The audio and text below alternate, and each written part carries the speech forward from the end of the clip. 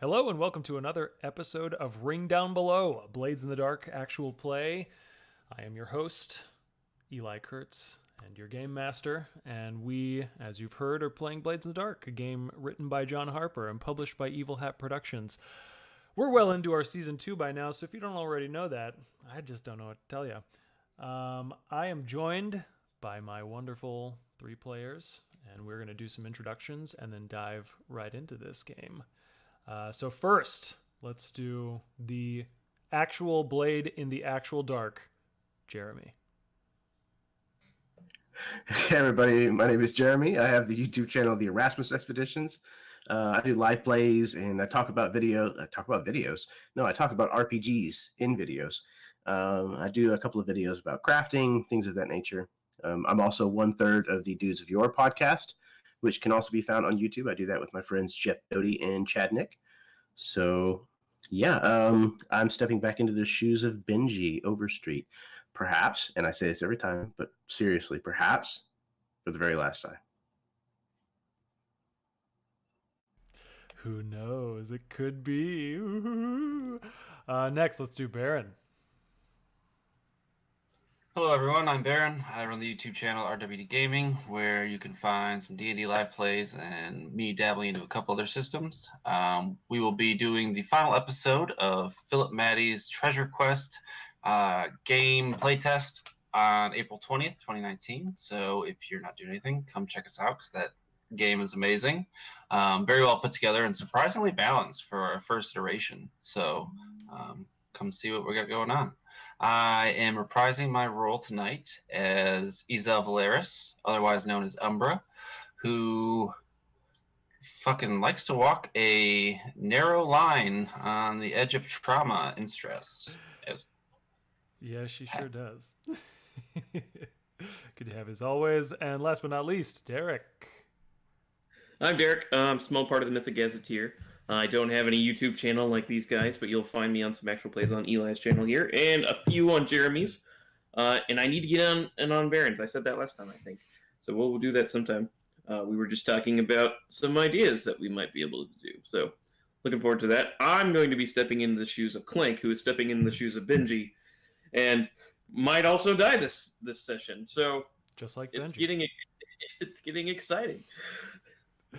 Yes, looking forward to what mischief we can all get into. So before we get off proper, this video is produced by the Mythic Gazetteer. We publish games and stuff, and stay tuned because we've got games coming up that you will probably like to play. So, okay, cool. With no more ado, let's do this thing. Welcome, listeners. KMGX and its affiliated stations are proud to present Gazetteer Radio's program, Ring Down Below, a tale of labor and struggle from the pitch-dark canals of Duskfall. This, our looming metropolis, known to sailors as North Hook, is kept safe from the Deathlands thanks only to the dogged work of the Leviathan hunters, who prowl the seas for demon blood to keep the gears of Duskfall turning and our lightning wall burning through this endless night. We go now to a cold storage dry dock where a trio of scoundrels hides from the law. So, we start off out on the void sea as always, and the ring around us is bright. And we zoom away from this ring because we know the Leviathan is underneath. And we draw closer and closer to the city of Duskfall, looming on the edge of the northern shores of Ekaros. We go through the lightning barrier, through the docks, down the River Dusk, or up the River Dusk, I should say, and then we veer off into Silkshore, but it's not where we usually veer off to go to the warehouse home of the Electric Eek. Oh no, because last time that warehouse blew up on purpose. The crew has really lost it at this point, and that's literally speaking. They've lost their warehouse. Instead, we are going deeper into Silkshore, further south into Silkshore, and we find ourselves in another dock, another warehouse. But this one inside is full mostly of festival boats. This is a dry storage area for a yearly festival that happens in Silkshore. And in the corner, last time we saw this corner, it was a boat hoisted up, an illegal canal skiff hoisted up above the concrete floor, and there was a sheet extended halfway across the room just to give a little bit of privacy to this crew that had taken refuge here. And now it is somewhat different. So over the past week or so, the crew is laid low. They have pursued some downtime activities with trepidation, but they've also had a little bit of time to get more settled here in this warehouse. And so I'd like each of you to take a little time to sort of narratively describe to us what your downtime activities are like, and we'll take time to do the roles for those as well. But I also want you to tell me one thing that's been just ever so slightly renovated in this warehouse. And keep in mind that you all are tier, what is that at this point? Tier 3, I think? Tier 2. You're able to get up to tier 3 as soon as you can afford it.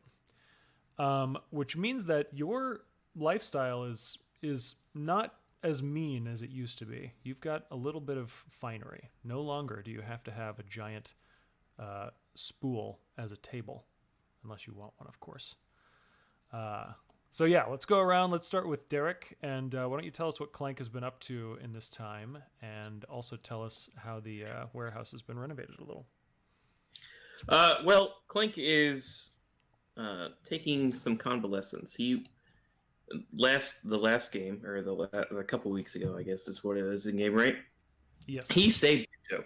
I mean, Tuto did it all himself. There's no reason why Tuto was in any danger that Clank was responsible for.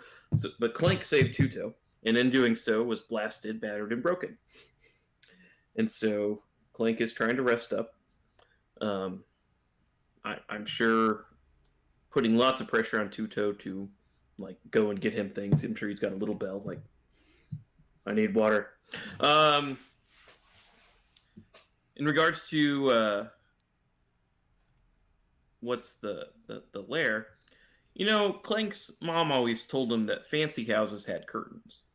And I mean, there's no windows here, but you know what? You need curtains if you're going to be fancy, and we're tier 2. So Clank has been having Tuto put curtains up all around this warehouse, just in weird places. Not even around the windows necessarily. No, yeah, just all over. Cool. So I'm picturing like a really like an opium den or something, like just heavy curtains everywhere and cushions and stuff like that, but maybe without so many cushions, just a bunch of curtains Yeah. draped all over the place. Yep. So I'd like to heal if I can, and we'll see how far I get with that, to see if I can do something else. But sounds good to me. So are you using Stasia for your healing? I'm sure Clank would, play up the whole hero thing, saving Tuto, get back in her good graces. Yeah. If he was out of her good graces, I'm not sure. Don't remember how we left it. I'm pretty sure she's no longer your vice dealer, right? She's not my vice dealer, but she's still an apothecary, I believe. Okay. She is. I think though, sandwiches for Tuto. So since she's not your vice dealer, when you go to her, she says, "Oh, you're in trouble. You need help. You do something stupid again." No, I saved a life. Yeah, okay. It's a coin to get healed.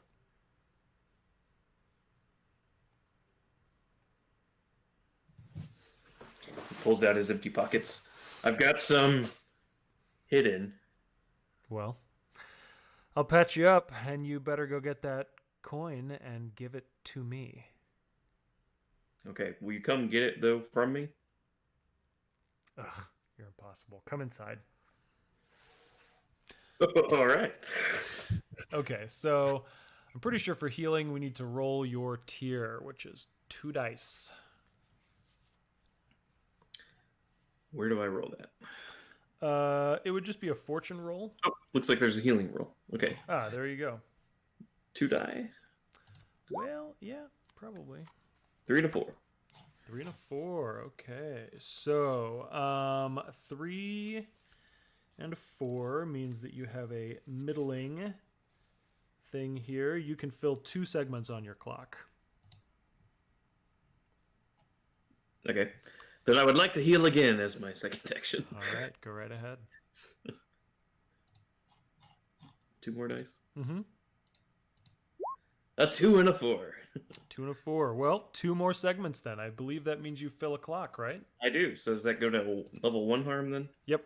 And I think the harm that you suffered was blasted from being knocked through the air by the explosion of your old lair, right? Blasted, and then in parentheses, battered and broken. Mm-hmm. Yeah, so I imagine... Scraped, scabbed, and... Yeah, maybe even like you broke a finger or something, you know, or even an arm. Scabbed and bandaged. Very nice upgrade there. So that just means things take less effect, but I am tough as nails. So it doesn't. So it doesn't matter. You can power through the injury. Very good to know. Very good to know. Yeah, that's delightful. Okay. Next, we have Umbra.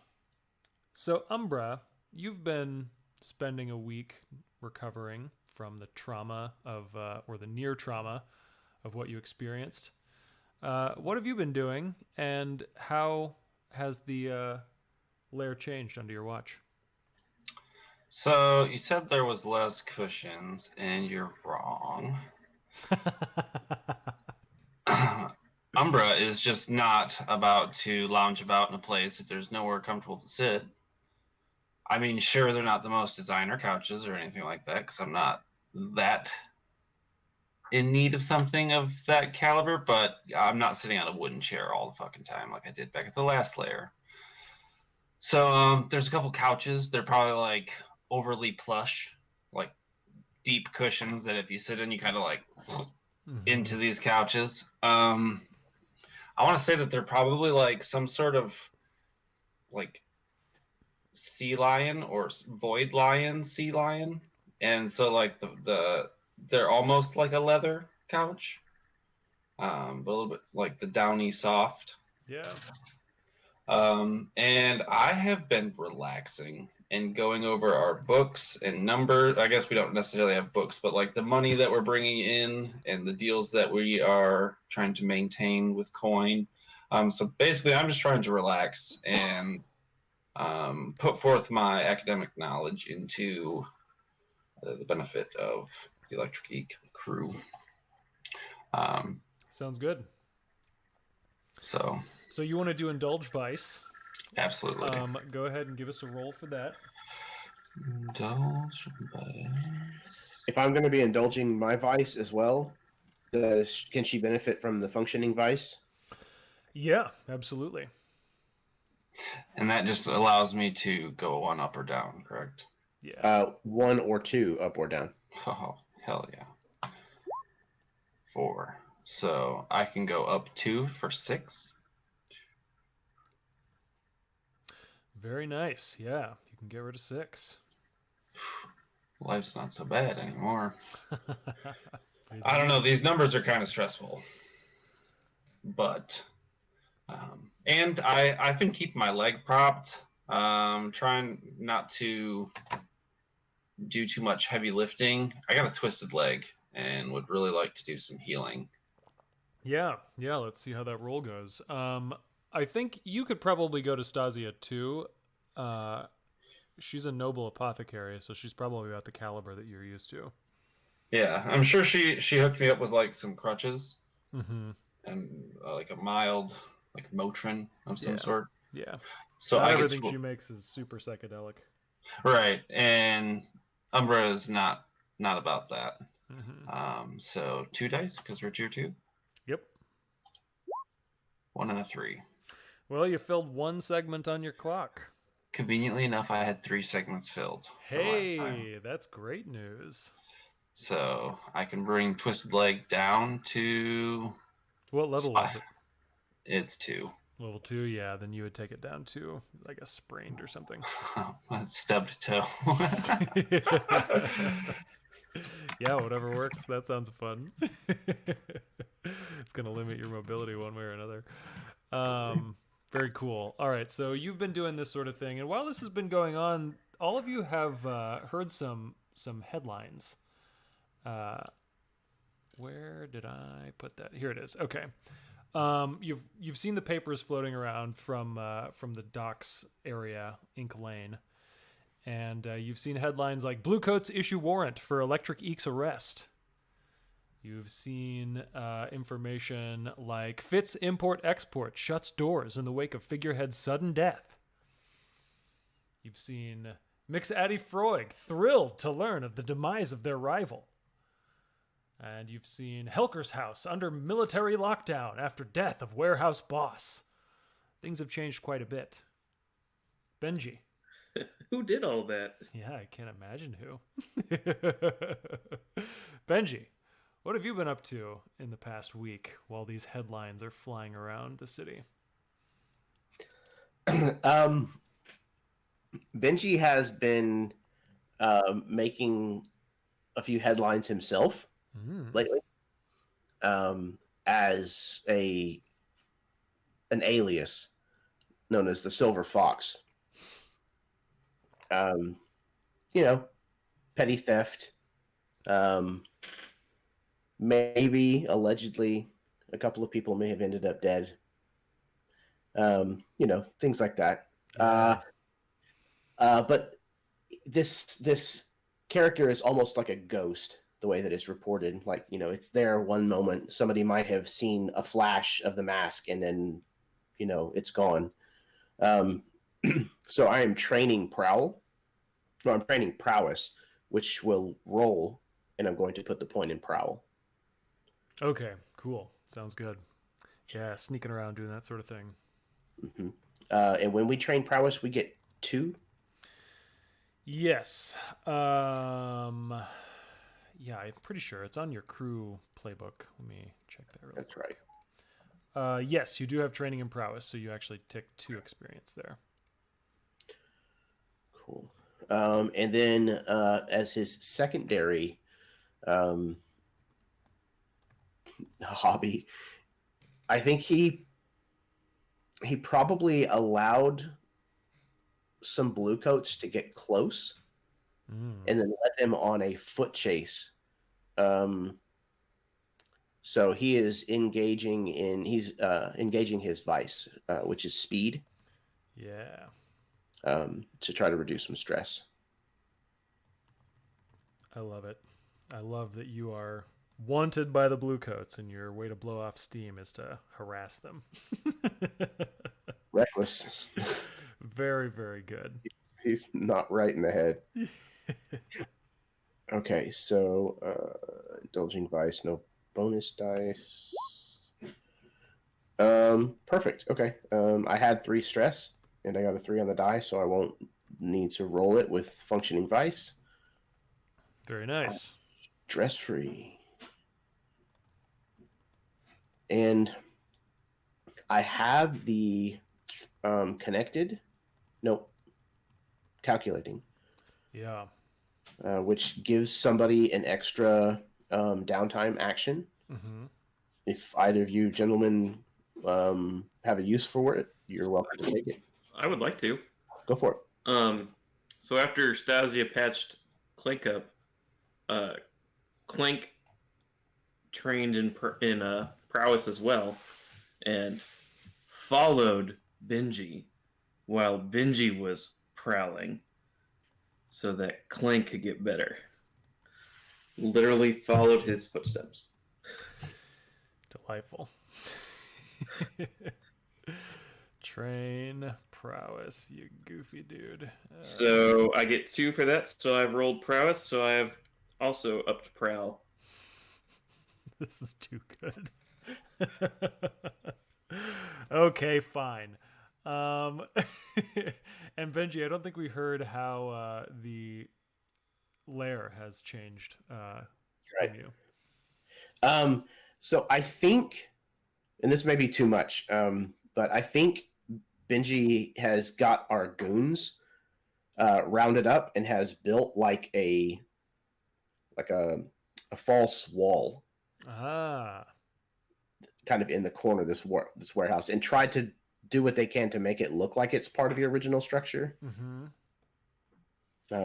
But I'm sure it's made out of all kinds of, reclaimed lumber from everything else in the area. Yeah, for sure. So your lair is hidden already. And I know that we switched locations, but I don't really want to switch the upgrades and stuff. So that's just a great way to describe how the lair is hidden. I think it's perfectly in keeping. I also want to double check here on what one of these other things means. Secure. Your lair has locks, alarms, and traps to thwart intruders. So, Yeah, it does. Clank has been busy at work with that, of course. Very cool.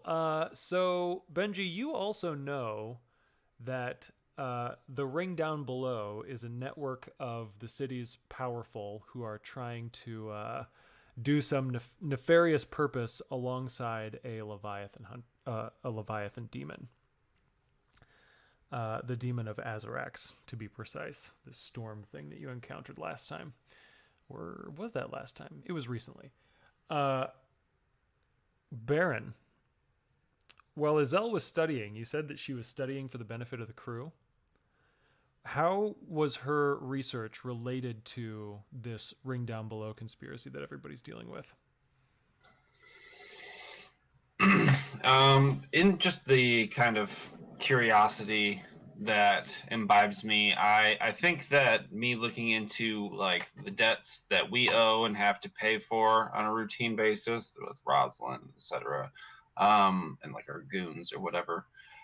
I've also kind of maybe looked through some of the files Uncle Jonathan had, kind of in relation to the beginning of his involvement with the Eek and the files that he kept, and that kind of led me into this manila folder that was in the back of a filing cabinet that kind of was his tack board of stringed fucking paperwork and news flyers and stuff that he has since taken down.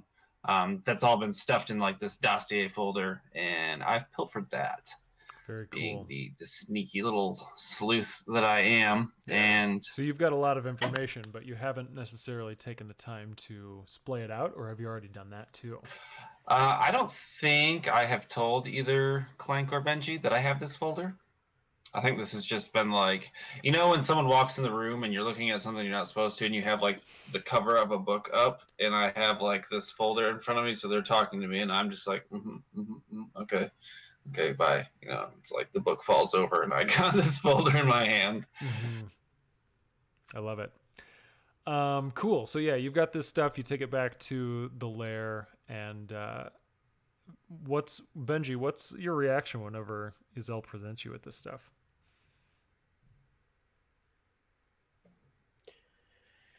I think Benji might recognize some of it, but not know exactly. Like, he didn't understand it whenever Jonathan was going on about it.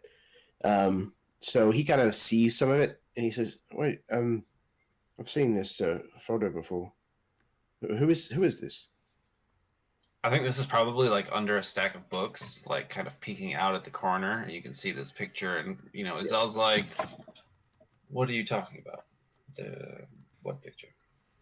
This picture right here. It's got a red circle around the face of this person. How can you not see it? Oh, that. Well. Oh, back here. He kind of pulls out the folder. Oh, I wasn't going to show you that. This is yours. Not necessarily mine per se, but it's in my possession. If that means anything. This looks like Jonathan's handwriting. It may be. You stole this from your uncle? I may have. Oh, bravo. And he kind of hands it over to her. Are you interested in the contents? And what's it all about? What do we know of the ring down below? It's a group of power players in the city. Up to no good. Think that maybe they're working with whatever that thing is. It's been tormenting us. Well, it would seem as if Uncle Jonathan has done some of the legwork for us. And as you can see, I'm not much for taking pleasurable strolls these days, so if some legwork can be done, I don't see the harm in using it to our advantage. Well, I don't really appreciate the joke all that much. And he kind of like looks down at her like crutches. If you can't laugh at everything, you shouldn't laugh at anything, Benji. Look, is there anything useful here? There are a few things. It seems we've been doing a fairly good job of tying up their loose ends for them by trying to get close to them. Well, if they're sending this demon or whatever it is after us, then we must be hitting close to the mark. Or are we just fraying our own string? Now, don't take that the wrong way. I can't. I've sat here idly enough. I can't sit here anymore knowing that these people are out there manipulating things and hurting good people. We have to do something. Like hurt them? Yeah. Well, you know I'm always on board for that. And she would have actually, like, maybe pilfered one of your old silver fox masks, maybe one that's, like, damaged or, like, scuffed, and, like, pulls it out and, like, oh, I'm very well aware. He reaches over and kind of grabs it. Now, who's keeping secrets? I don't know what you're talking about. Okay, let's cut the shit. He tosses it kind of in the nearby, like, trash can fire or, like, whatever, you know, like, brazier that they have going to kind of keep them warm here. I'm sure you have more. You didn't see anything. No, I didn't, but that's not the point. He kind of rounds on her and, like points his finger at her. And she'll like, have her arms out to the side, like, what? Nothing. Is there no honor among thieves? I'm not a thief. No, you're a murderer. Assassination pays very well. Is that what you're doing? You're assassinating people. I'm doing what needs to be done. I'm cleaning this city up. Kind of tossing the dossier back on the table. Tying up loose strings. Well, then I am more than willing to ply my wares in other arenas. I just need a direction to go. Who will we be killing? And that's who I would like to discuss. I don't know. Well, when Jonathan had this crap spread out everywhere, it was all over the wall. He had strings tied from place to place, and My memory is a little bit better than Uncle Jonathan's. I don't have to string it up without string and a pegboard to understand the connections between the pictures. well then, for those of us who aren't quite as fast, You seem fast enough. Would you like me to peg it up all over the walls? no, I'd just like you to explain to me what it contains. And she'll open it and start spreading out the pictures in like a condensed form on the table. At this point, Tuto has been hanging around the lair a lot too. I imagine Clank actually would prefer that Tuto doesn't leave often. He's been sort of mothering Clank for Tuto for the past week. Tuto. Yeah, and Tuto. I just want to point out, like, while they're having this conversation, neither of them noticed the boot sticking out from the curtain behind them. Prowl successful. Tuto, he's got like crutches himself because he broke one of his legs in this escape, this fiery escape from death. He hobbles in. Oh, hey. How's it going, you two? And oh, Clank, is that you? He just hears a shh. He looks at Benji and Izel and goes, "Guess not." His abilities stupefy. What are you looking at here? Photographs, Tuto. And Clank, you might as well come out from behind the curtain as well. Clank's not here. I would Jim from The Office? I just look at Benji like...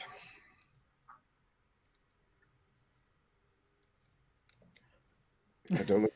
Somehow he has as many ranks in Prowl as I do. I don't understand it. I'm not questioning his stealth. He clearly got the drop of both of us. That's neither here nor there. It's the maintaining of the stealth that begs me to question. And that Clank comes out and said, "He is here." Oh, goodness. So startled. Oh, I didn't mean to scare you. Oh, Clank, you're a real terror. A regular blade in the dark. Hey, roll credits. Session's over. So, what's all this mean?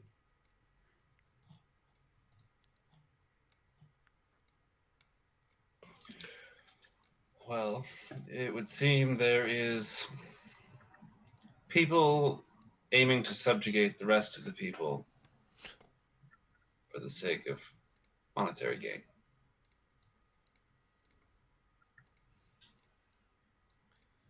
You're gonna have to explain that one.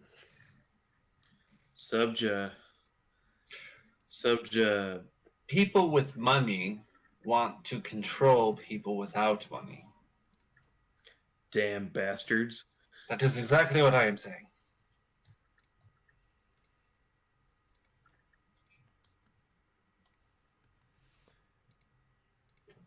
I'm assuming the pictures you're placing down are the ones that are kind of included in all of this. Yeah.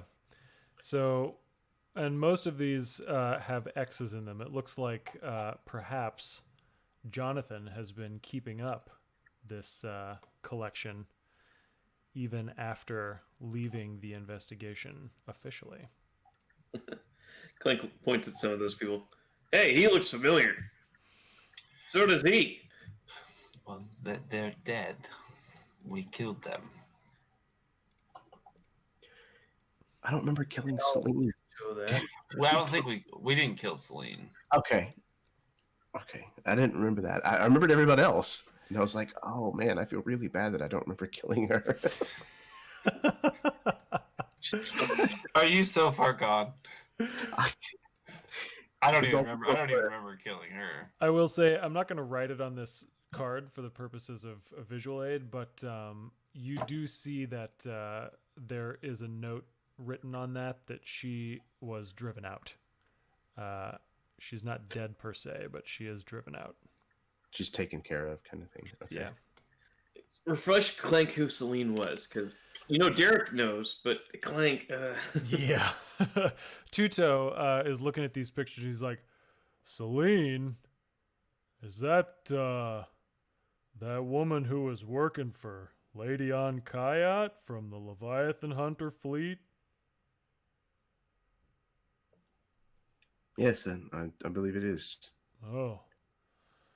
Well, I haven't seen her in a while. I heard she was responsible for a lot of anti-Docker propaganda. I heard we ran her right out of town, but good.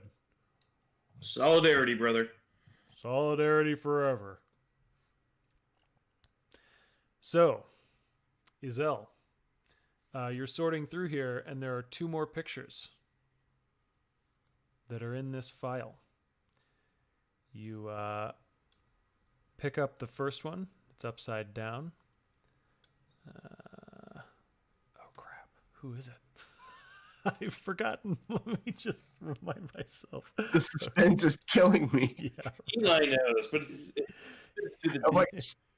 I'm scrolling through the screen trying to find like where the other two pictures are. I'm like, oh, where'd you put one of them's upside down? All right. The first picture gets turned over. It is a striking Eruvian woman, shaving her head bald, dressed in the livery of a naval officer. It is none other than Lady Ankayat herself, captain of a Leviathan hunter ship, and a noblewoman in the city of Duskfall. And the second picture, you pick it up. It's actually in an envelope, sealed and dated just a few days ago. This is brand new information. But you open the envelope with a knife, you pull it out, and lo and behold, the final conspirator.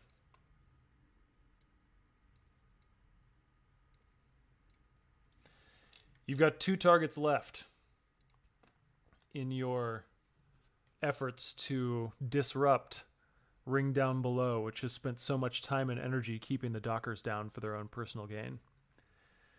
However, you've got bigger fish to fry, bigger void fish to fry. On the one hand, you know that the warehouse, which was once headed by Chief Helker, has been placed on military lockdown ever since his death a week ago. Jonathan works at this place, but and that's probably how you found out, but he's been very hesitant to meet you in person. He's only communicated through the most subtle of means. And you also know that Mixati Freud is just thrilled to death and would love to entertain you, to thank you properly for the demise of their rival. But you can't get to Addie because you also know that the Bluecoats have issued a warrant for the Electric Eek's arrest, and it is a sizable reward for anyone with information about you. So pretty much just your propagandists and each of your ally contacts are the only people you've been in touch with for the past week. The one exception is Darmo, because Darmo is just not a good decision for the circumstances. So you've got your targets and you know your obstacles. The question is, what do a trio of scoundrels do about this? I have a question for Ezel, or about Ezel. Do people consider her a member of the crew of the Electric Geek? I would imagine she's probably able to get around in public a little more easily because she's usually operating under her Umbra alias when she's with the crew. But Baron, what do you think? That's actually probably exactly what I was going to say. Is there is this, figure that is being identified with the Eek, but it hasn't been necessarily identified as me, not at least publicly. Perhaps. Mm-hmm. Yes, there is this third conspirator, which the warrant is looking for, but the name Ezel Valeris isn't attached to it. So I assume you're the one that gives us news about what's going on in the upper. Yeah. So, I'm sure the discreet means of communicating with Jonathan Black is probably me in some way, being able to leave. Cool. And yeah, so you found out that you're wanted because, your propagandists told you, but your propagandists told you in a particular way. They showed up one day and it was Ilson. Ilson was pretty distraught. And he's like, hey, look, you can't get mad at me, okay? Well, it depends what you say. Well, I'm not worried about you, Clank. And Ilson looks over at Benji. Benji kind of raises an eyebrow and looks at him and just waits. Look, I know you've had a rough time recently, so I wish I didn't have to tell you this, but well, it's the bluecoats. They're shaking down Salia and Spall, looking for you.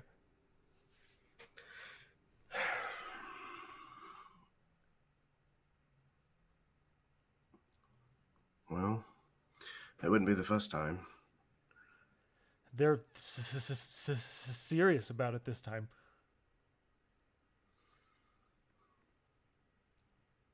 Damn it. And he like flips over a nearby table, scattering everything. I just set that up. Benji. Yeah, Yilson absolutely jumps backward, and he said, "Look, they haven't dragged him in yet. I don't know if it's going to go that far, but I've heard they're talking about whispers of arson out on the streets. Not with all those feathered crabs in there. Somebody's shopping around. That's all I know." And who are they talking to? Who are they looking to buy things from? No. Somebody's shopping for arsonists, and Exactly. Salia and Spall are worried. Which arsonists? He kind of like leans in close. Well, I heard it's the brigade. The brigade? I haven't heard of the brigade. You all immediately think of the firefighters of the city. Yeah. Fire brigade. Yeah, the fire brigade. They're people that haven't really featured into our tale much yet, but let me tell you what I can about them. They have monopoly of starting and putting out fires. Yep, the brigade, the firefighters of the city. Beloved for their life-saving heroism or reviled for their looting and extortion rackets. Also known as Sallies, from Salamanders, their ancient name. I was going to name the arsonist Fire-Fingered Freddy, but the brigade is good too. Yeah, we're good with Tuto for now, thanks. So, yeah, Ilson, when he says this, there's kind of a hush that falls over the rest of the propagandists because they realize how serious that announcement is. If the brigade is getting involved and there's talk of arson, then, I mean, the brigade doesn't fail. The brigade loves any chance they have to be known as the heroes who put out a fire, even if that means they have to start it themselves. And have you already informed our friend Salia? Well, Salia told me. He sent me here. So Salia wants us to try to deal with the situation. Well, you're the ones who are wanted. He wondered if you had somebody that you could make take a fall for you. Clank kind of stands behind. What's his name? The guy that's talking. Ilson. Yeah. Kind of stands behind Ilson and kind of gives a glance at Benji and and Isel. Like.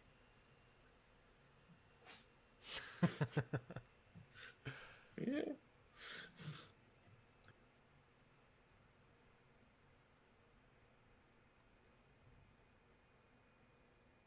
Well, don't look at me.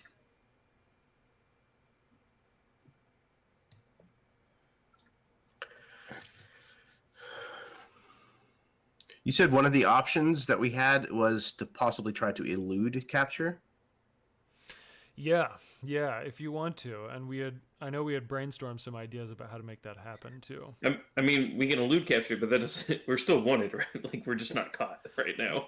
Well, yeah. So what that means is that you have an entanglement left over from the last session. It's arrested, and there's a warrant out for your arrest, and a gang of bluecoats has come after you. They're trying to find you no matter what, and you can choose to pay them off. You can choose to like let them take somebody to jail, or you can try to evade them. And if you do that, that'll take care of the entanglement, but you still have a wanted level of 2, which kind of defines the intensity of the forces arrayed against you. But there's a way to lower the wanted level later? Yeah, you can do that with a reduce heat downtime activity. Okay, so reducing heat does affect the wanted level also? It does, yeah. Yeah, once you... So, like, right now, I don't know what your heat level is like on your crew playbook, but once you clear that heat level, then your wanted level goes down as well. 6? You know, might be a good idea. For shame we didn't think of doing that in our Yeah, downtime.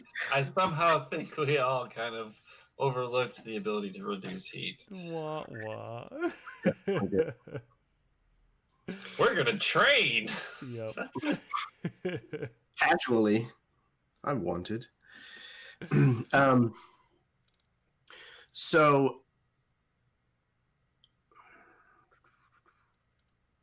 So I think Benji kind of looks at the other two and says, well, I mean, the bluecoats couldn't find their shoes to tie them in the dark. So why don't That's hard. Indeed, Clank, it is. So why don't we just lead them in a large circle for a while until they lose interest? Shouldn't be too difficult. We've made it a week without much of a fuss. I can paint over the old name on the eek. What do you want to call it now? Then they'll never know it's us. Well, I think we kind of have to know. We have to let them know that it's us to bait them, and then they just simply won't be able to find us. We can't rebrand this far in. Well, then I might have to repaint the name. What did you paint it? Well, I don't want to say now. He put an R in front of it. It says the Reek. It's the electric reek. He also wrote the R backwards. Nobody will know. The perfect disguise. I am a noble.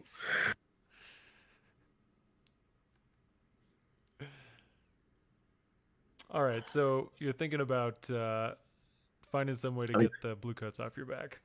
That's my vote. Benji's all about sticking it to the bluecoats. So. What's the guy's name again? God, I need to write it down. Which guy? The guy with the stutter. Oh, Eelson. Eelson. God, I keep wanting to call him Ernest. That would be a different voice. Well, Eelson, how much do you like working for us? Oh, I like it just fine. The dockers need all the help they can get. My thoughts exactly. See, fellas, he's volunteering. Well, I don't know about all that. But I know it for you, so it's all good.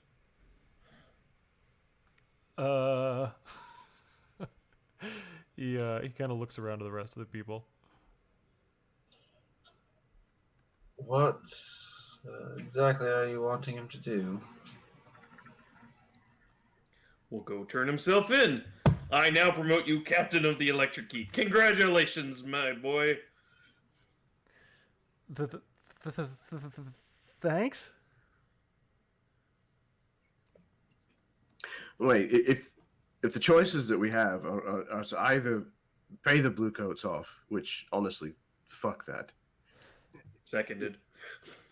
So the other two choices that we have are to either turn someone in, a scapegoat, and Benji kind of claps Eilson on the shoulder, or we run the idiots ragged, perhaps even being able to race the Eek out in the open to do so. Is there a choice here? Good point. Ilson, you're demoted. Ilson looks incredibly relieved. My vote's for running him ragged. They haven't caught us this far. He doesn't look like a dire goat anyway. Oh, No, he's much too sheepish. Boo. Wow. Don't you mean? Bah. This is a tragedy. These puns are ridiculous. Okay, so you want to try and get the blue coats off your back, and I think in order to do that, you're going to need to conduct a score to try and make that happen. What do you think, guys? Do we need to worry about the brigade burning down Salia's and Spall's casino this time? Or is it just something that we have to worry about in the future? Well, what you know is that the Bluecoats want to arrest you.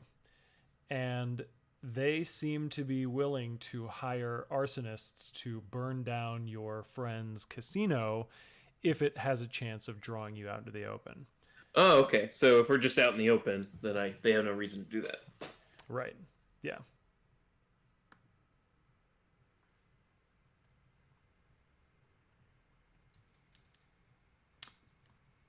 Cool. So what do you think, guys? Yeah, I think we either do this or we try to figure out some way to save the casino, but I don't know how to. I can't even begin to imagine how we would do that. Start filling buckets with water. mini For the buckets. new brigade. Not the worst idea I've ever heard from Clank, but It's actually electric water. Yeah. Works faster. I'm okay then with having them go in circles, and I have a couple ideas for that. I think that's probably where we're going to want to go for our score then. Okay. Sweet. I like it. Sounds good. Sounds real good to me. So I will say that we should probably do engagement. You guys want to do a bio break first? Sure. Cool. Sure. Okay. In that case, then we're going to break for, let's say, 5 minutes. And so we'll see you back then. And for those of you who are watching, keep your eyes peeled because we're on the prowl.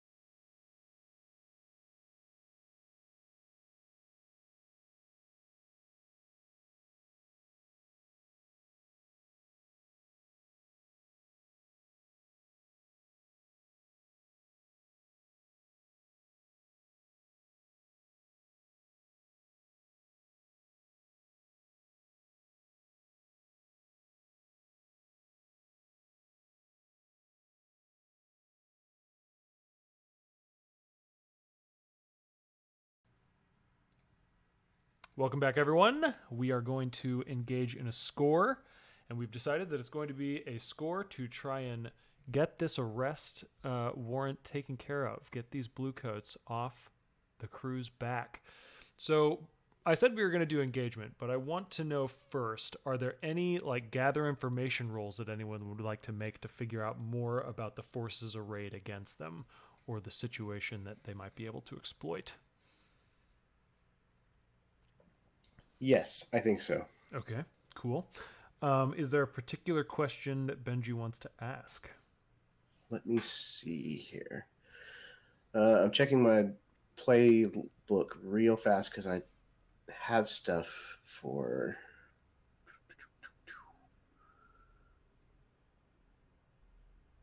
Oh yeah, okay. So I get an extra die to consort when I gather information on a target for a score. The example questions are the ones at the yeah, there they are. Okay.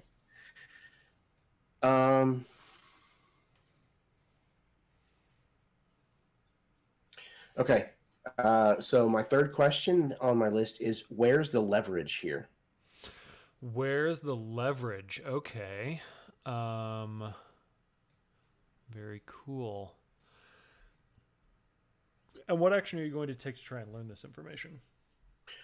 Since my thing applies to consort, I'm going to use that. Okay, sounds good.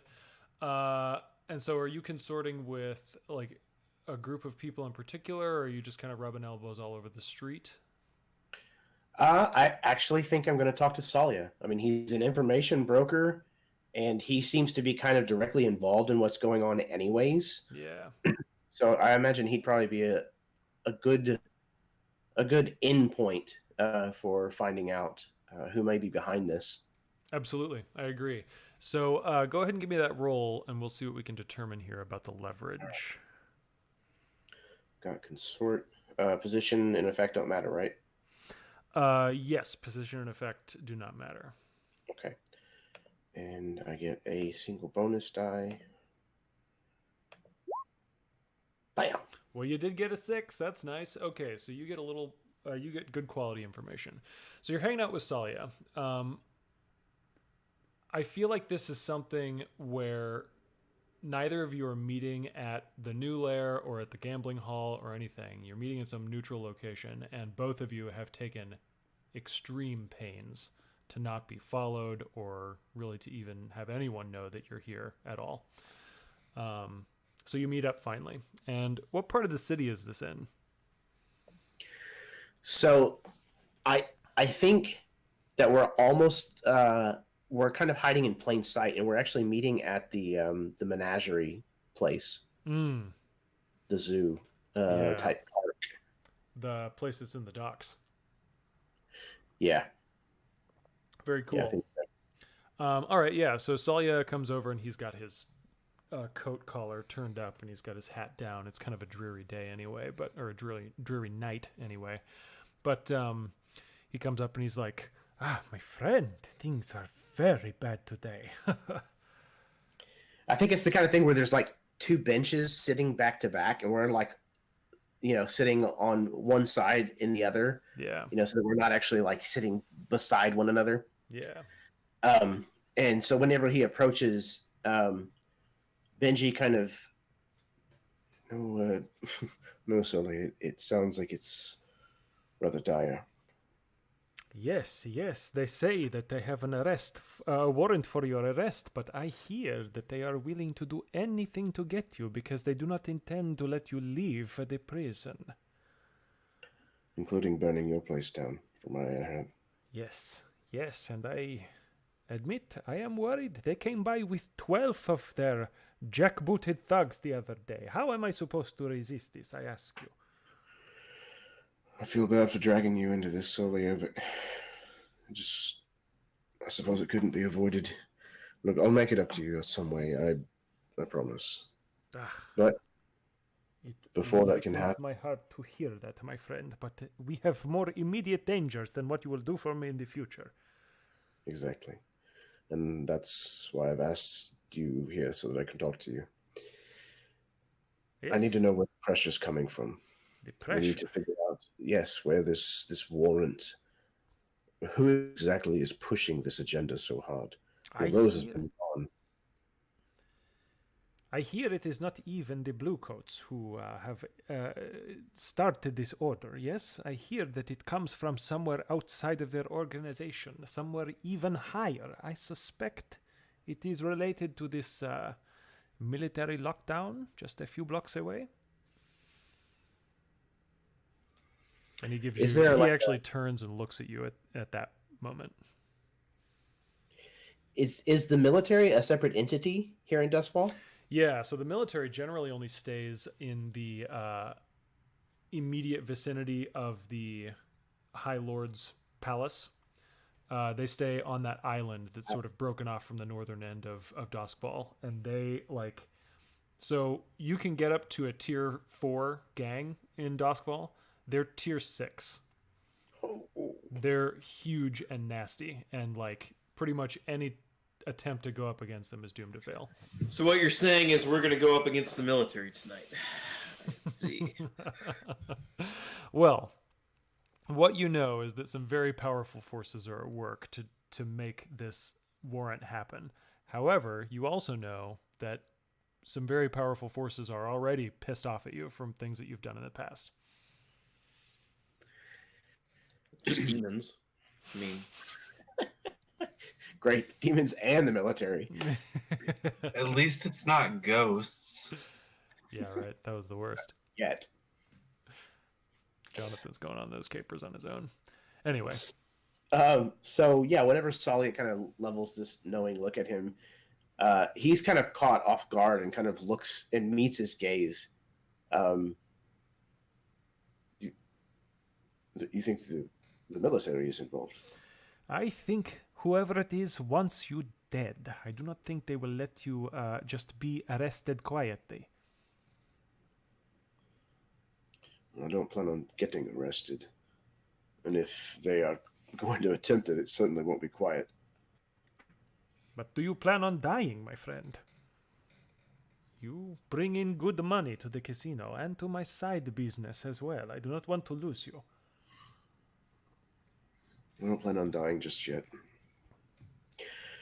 But we've got to have a place to fight this, to cut this out. You don't have any names. Names? It is difficult to find. There is, I could tell you the thugs who have come by my shop over and over again. I know all 12 of them by face. I could, perhaps if you have blue coat talents, you could identify them with names.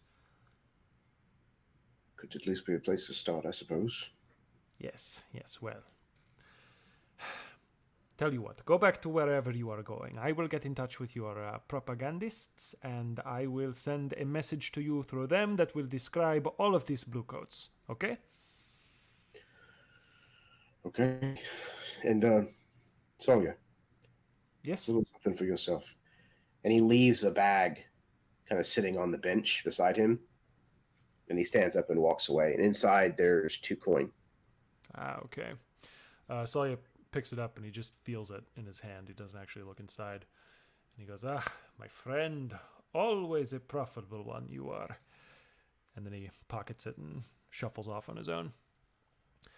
So you don't need to make an additional roll to figure out the names of these bluecoats. I'm just going to say that, Salia couldn't be the one to give that to you, but you're able to pull on connections with Darmo or whoever and get the names of these 12 bluecoats who have been assigned to come and shake down the casino.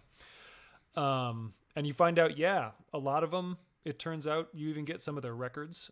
Some of your contacts within the prison probably help you out there. And a lot of them were assigned to LaRose before he died. And it seemed like they were assigned to him for a while. Of the 12, there were probably 7 or 8 that were assigned to him, and all of 5 or 6 of those were serving with him for 5 or more years. They are loyal dogs.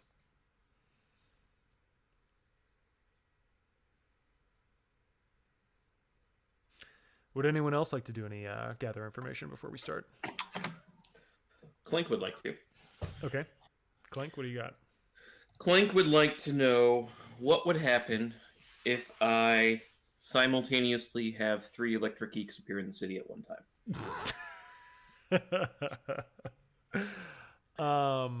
Well, I think that looks like an acquire asset downtime activity, first of all, for each eek. Oh, okay. Well, that might not work then. Yeah. I love where your head's at, but it is an expensive thing to make happen in the story. They don't have to be good eeks. They just have to confuse stupid bluecoats. Yeah. No. I mean, I assumed even if you were going to like steal rival boats or something, and they weren't like souped up to look exactly like the eek. That would be so much fun if we had like 3 scores we could do. I'm gonna steal the grinder's boat. Okay, how about this? What would happen if I fake Benji's death? What would happen? Yeah. That's one of my questions. What would happen? Okay. Yeah, let's give it a try then. What action are you using to figure this information out? I'm going to prowl and spy on the blue coats in their station. Okay. Yeah, okay. Go ahead and give me that prowl roll then. Okay, I'm going to be using my awesome two-toe disguise. I'm Okay. sweeping. Sounds good. Just sweeping the streets like the dude you are. Only a 4. Oof. Okay, so you get partial information. What you find out, there are blue coats that are playing cards, shooting dice, and they're off hours near the edge of or on like the outer perimeter of the space. And you can hear one of them. And he's like, "Oh, blimey! I hate this game. I lose all my money every week. When are we gonna get this? When are we gonna get this here? What's his name?" The other one's like, "Oh, it's Benjamin, right? Is that right? Some nobleman's son? He came in here a while ago. Yeah, Benjamin. When are we gonna get him? As soon as we get him in here, we'll get those other ones off our backs, right?" And the first guy's like, "I don't know. I mean, they said they wanted to get rid of him entirely. And I think they're going to kill him. And then if they do, well, there's still the other members of that stupid skiff racing crew to worry about." And the first one is like, well, come on inside. Let's have a drink and think about what we're going to do." So they move off, and that's all the information you get.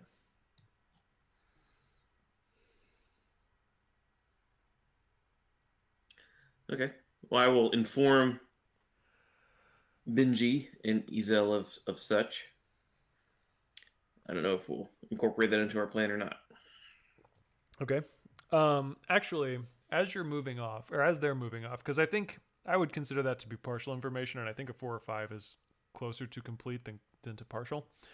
So, just as the door closes, you hear them like they're joking with each other at this point, talking about how they're gonna hunt down and kill Benji. And they're like, "Well, the arrest warrant's just for him, ain't it?" And then they shut the door.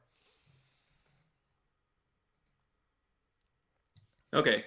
So to Derek, that means they might not be after the others. They might not like the other members of the Eek, but they might not be as quick to go after them. Right. Yeah. At least the immediate threat would be past. Okay. Or, I mean, would that be the case, or is it that they can kill us and that doesn't matter? They just need to arrest Benji. It's a valid question. Well, Clink is going to tell you in the way that Clink understood it to mean. Fair enough. All right. What is actually meant does not matter. Gotta love those reliable narrators. All right, so we've got 2 gather information questions under our belt. Ezel, did you have something you wanted to do as well, or are we good to do? I think did. Okay. I am going to go sneak over to Uncle Jonathan's house and ask him who is in charge of the kind of force policing the warehouse of Chief Helker. Okay, sounds good. This is probably just a day at the office for him, maybe, or at his home in the evening. Yeah, I think so. A day in the office probably isn't a great idea because the warehouse is Yeah. under lockdown and everything. But yeah, his home in the evening. And what's his home look like? I imagine he kind of got out of the crew before the crew took off, but he took a fairly, comfortable job. I'm sure it's not like he's not rolling in cash by any means. This is probably like a loft or a studio apartment or something like that down by the docks. Just something for him. All right, sounds good. So yeah, I would go see him. All right, and you're trying to figure out who the leader of this gang is. This blue coat force. There's obviously some hierarchy to the force that is pushing against us and perhaps the things we've done. So maybe there's a connection there. Yeah, absolutely. Cool. So go ahead and give me that prowl roll then, and we'll see if you can get access to that information. Yeah.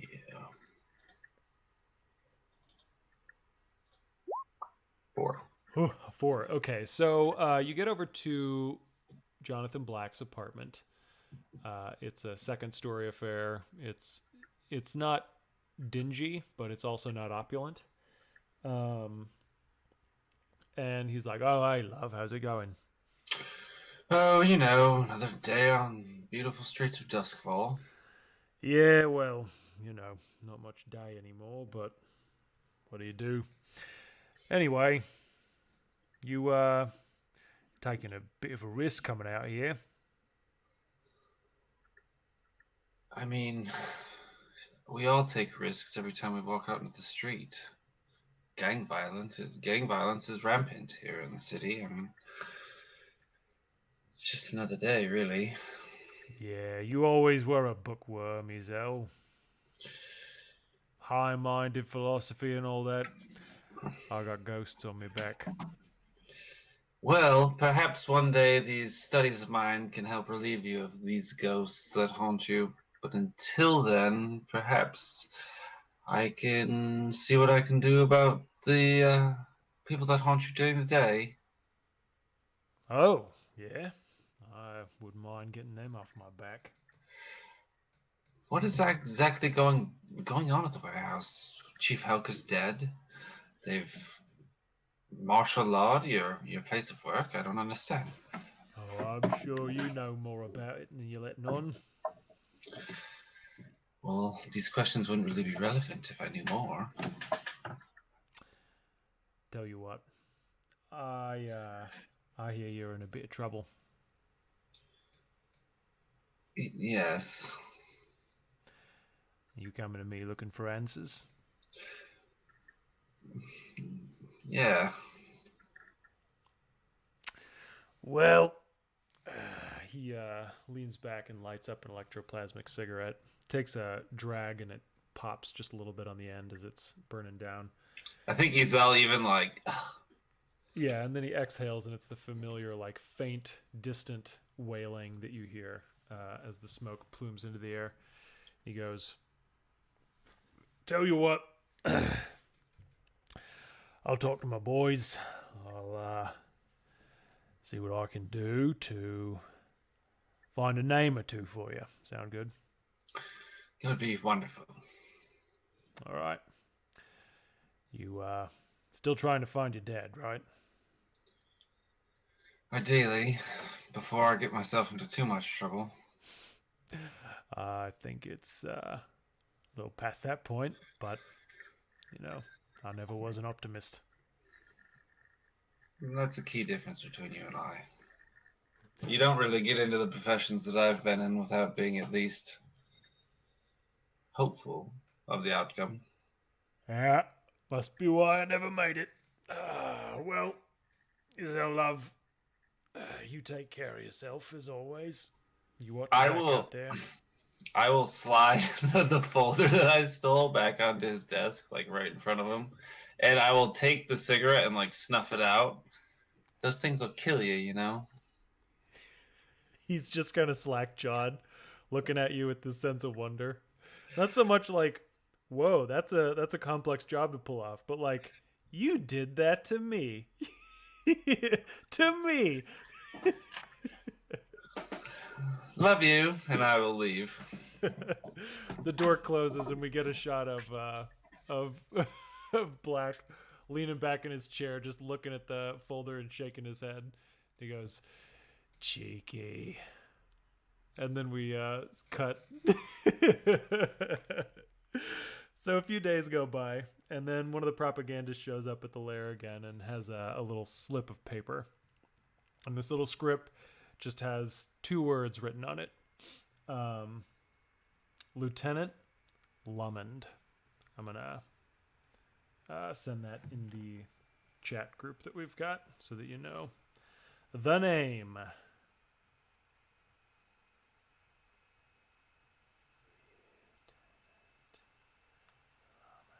There we go. Cool.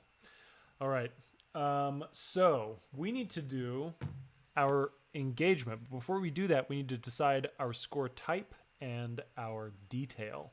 So, and of course, we'll need the dice for engagement. So pull those things up so that we can do this stuff. Anybody have any ideas about the exact type of plan you want to enact? Not as much yet, but I do want to point out that because of my weaving the web, we do get a bonus die to that engagement roll. Yeah, very good. Thank you for the reminder. Absolutely. Okay, so I'm on 1 dice right now. I will propose deception. I think the idea was to kind of lure these blue coats around. So I know we had talked about doing some disguises. So Yes, please. perhaps we can, lure these blue coats in with some sort of, oh, they're going to catch us doing, if we do provoke them in a way that they're going to come after us, but they can't pin it on us because we look different, we should accomplish something by doing this. So this ruse should cover up for some kind of secondary deception that makes us some money. Okay. So perhaps we are doing some sort of like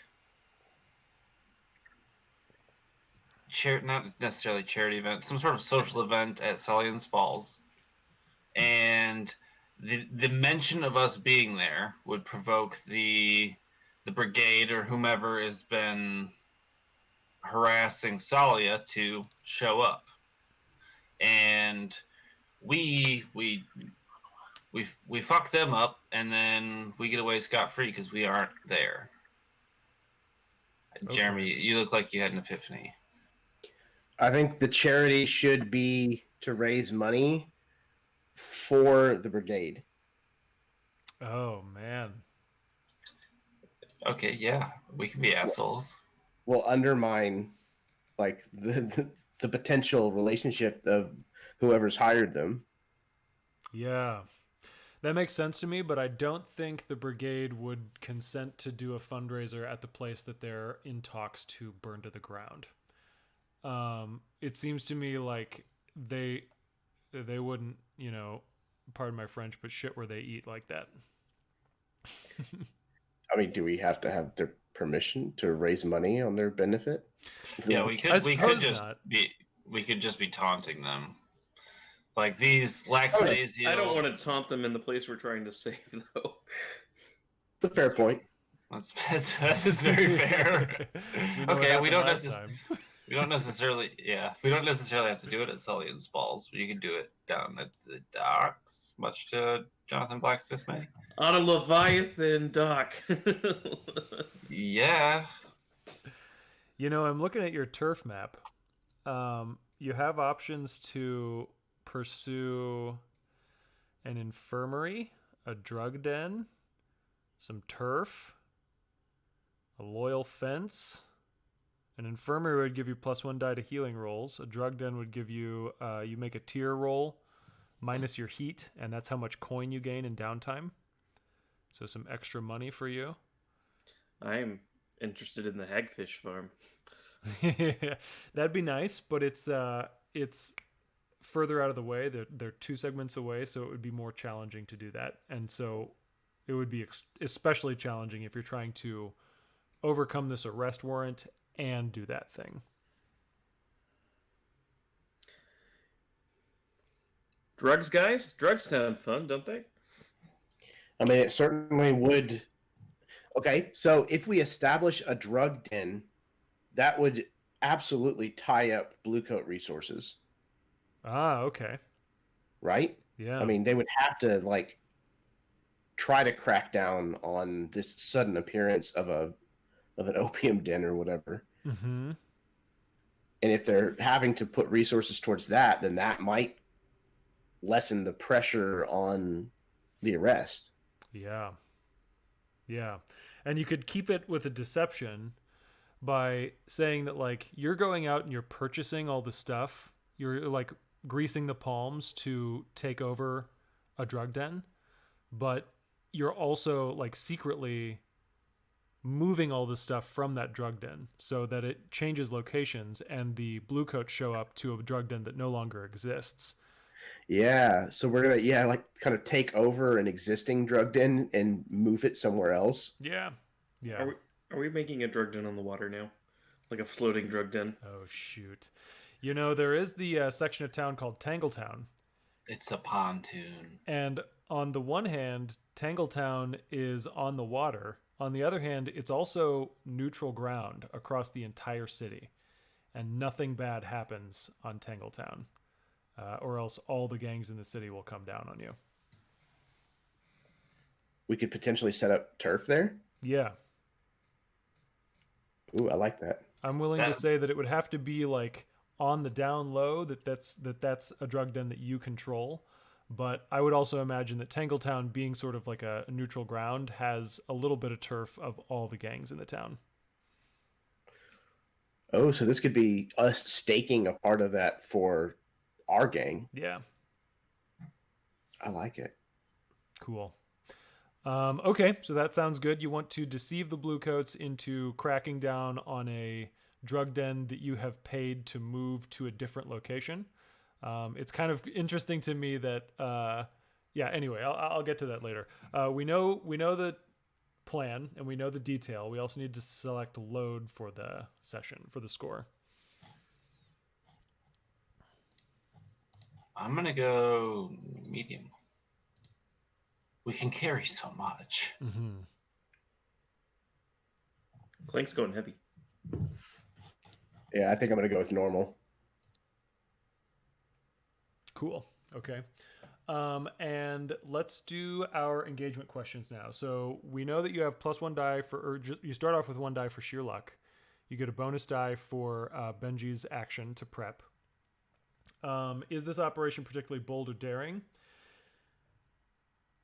You know, in the context of the other stuff you normally do, I don't think so. By comparison, this is fairly tame.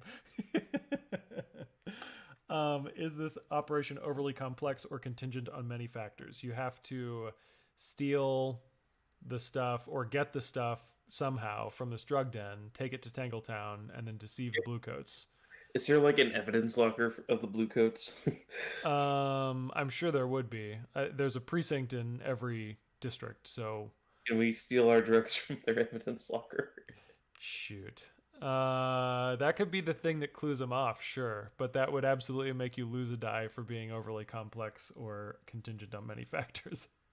What do you guys say? Stealing, you say? I can do that. It's reckless as fuck. So yeah. It is. Yeah. So, does the plan's detail expose a vulnerability of the target or hit them where they're weakest? I don't know. It would take some convincing for me. Is the target strongest against this approach, or do they have particular defenses or special preparations? I don't think so. So no change there. Can any of your friends or contacts provide aid or insight for this operation? would an apothecary know what drugs are held in the precinct's like evidence locker? If you were to bring them to the apothecary, I would imagine that she could identify them. But in terms of like knowing which ones to take, that's more like looking at the gang symbol that's on it or whatever, you know. Could I perhaps steal the lockup key from Darmo? Oh boy. Okay. Yeah. Okay. So take one die. Fuck my relationship, right? Uh-huh. Are any enemies or rivals interfering in the operation? They are. Take -1 die. Any other elements that you want to consider? Tier, location, etc. So the bluecoats are tier 3 and you guys are tier 2. So this is going to be a tougher operation. You're already down to 1 die. In our defense, we are moving it to Tangletown, which is a neutral ground. Uh-huh.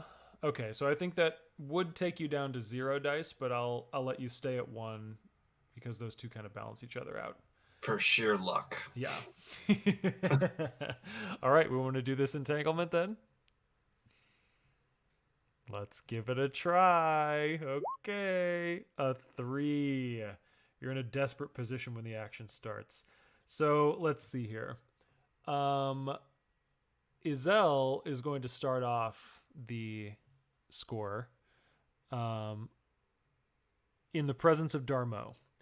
Izel, I think this is Twilight. This is one of those moments twice a day when the shards of the sun that have fallen toward the horizon burn with just the tiniest fragment of their former light. And it's just bright enough right now that everything is kind of disorienting. You have night vision naturally, and this is fucking with it, you know? So it's a little hard for you to see right now, but this is when Darmo wanted to meet up with you. What are you doing with Darmo right now? What is your plan to deceive him? You're muted. Yeah. So I want to say that I am meeting up with him after work. Okay.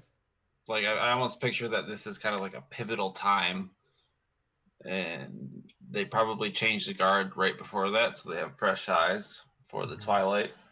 And so I'm hooking up with him on his way home, perhaps for a walk or meeting him at his house. Okay.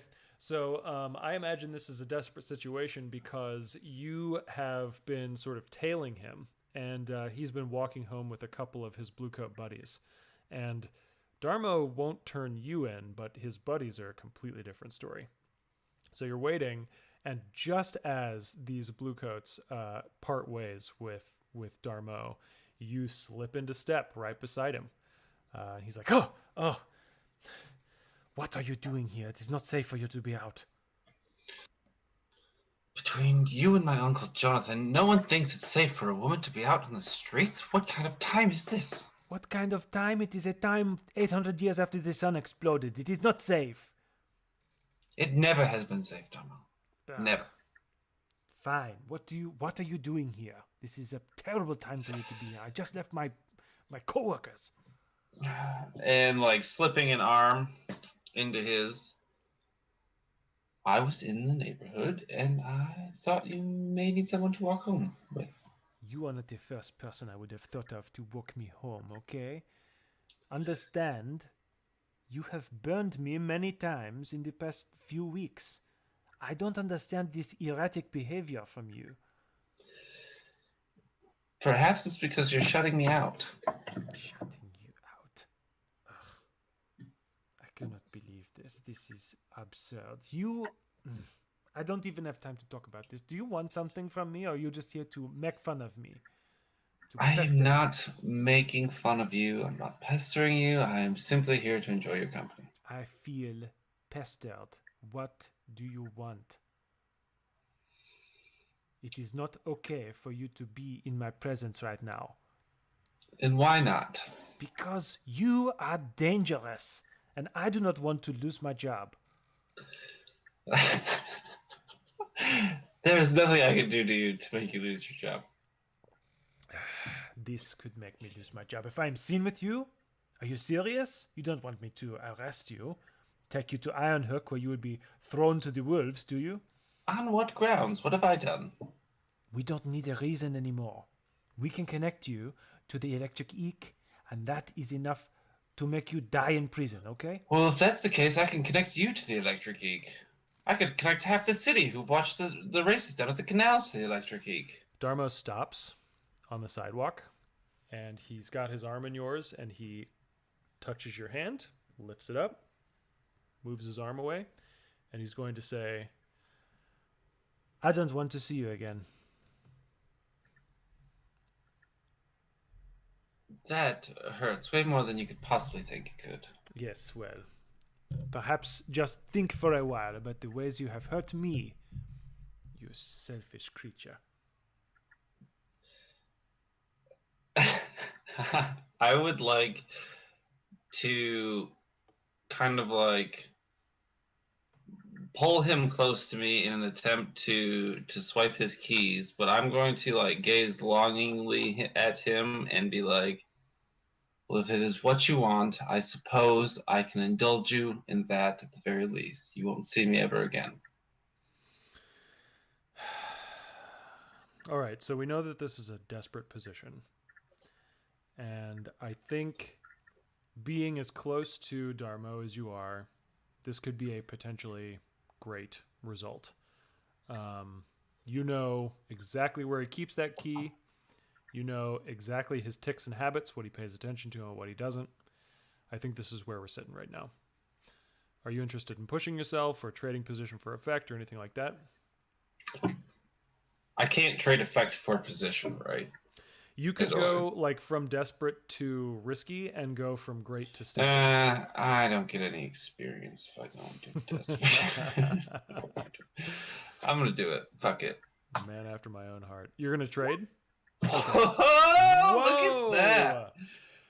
Well, the demon showed up and everybody's dead now. Yeah, Satan's here.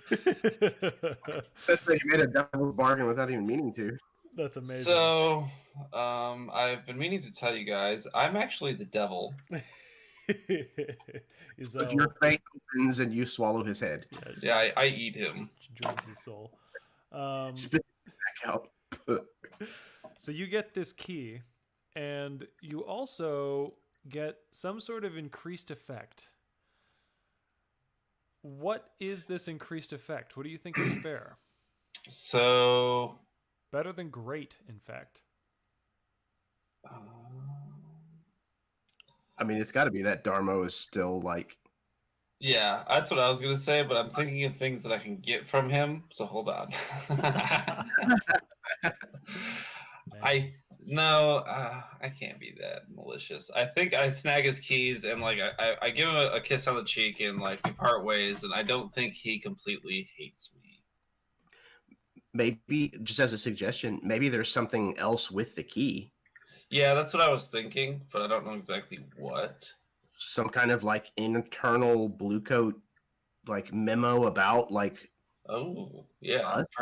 Perhaps, yeah. The plan for like their approach in dealing with us. Yeah. Yeah. I think they've been trying to get Darmo attached to this unit, and he's been dodging. And you find it's basically like he keeps a little notebook, and it's something that all bluecoats keep on them, and it's sort of their assignment book or whatever. And much like a punch card for a factory job or something, the bluecoats write down their assignment, and they get it approved, and there are notes about, how it went or whatever. Every page is its own thing. And as you're moving away from him, back toward the group to enact this great deception, you've got the key to the bluecoat drug chest, and you've also got this notebook, and it shows that 5 or 6 times Darmo was set to be assigned to this unit that was going to shake down Salient's balls. However, every time there's some just barely legitimate reason why he couldn't do it. He took ill. He got assigned to a different case instead. A few different reasons. And you can tell, looking at this, knowing Darmo like you do, he's fought hard to not be one of the people who's going to bring in your crew. And even though, like, looking at that, hearing him say, I don't want to see you anymore, you can tell he meant something closer to, I don't want to see you right now. He just didn't think you would listen to anything else. So I think as I'm walking away and like kind of thumbing this quickly, it's like, oh, Darmo, your heart will kill you in the end, and I hope it's not because of me.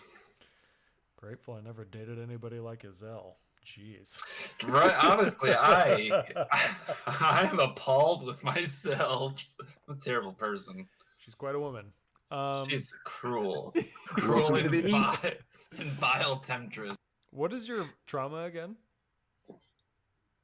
I'm unstable, so. I mean, it kind of makes sense. Okay, so we're still in a desperate position.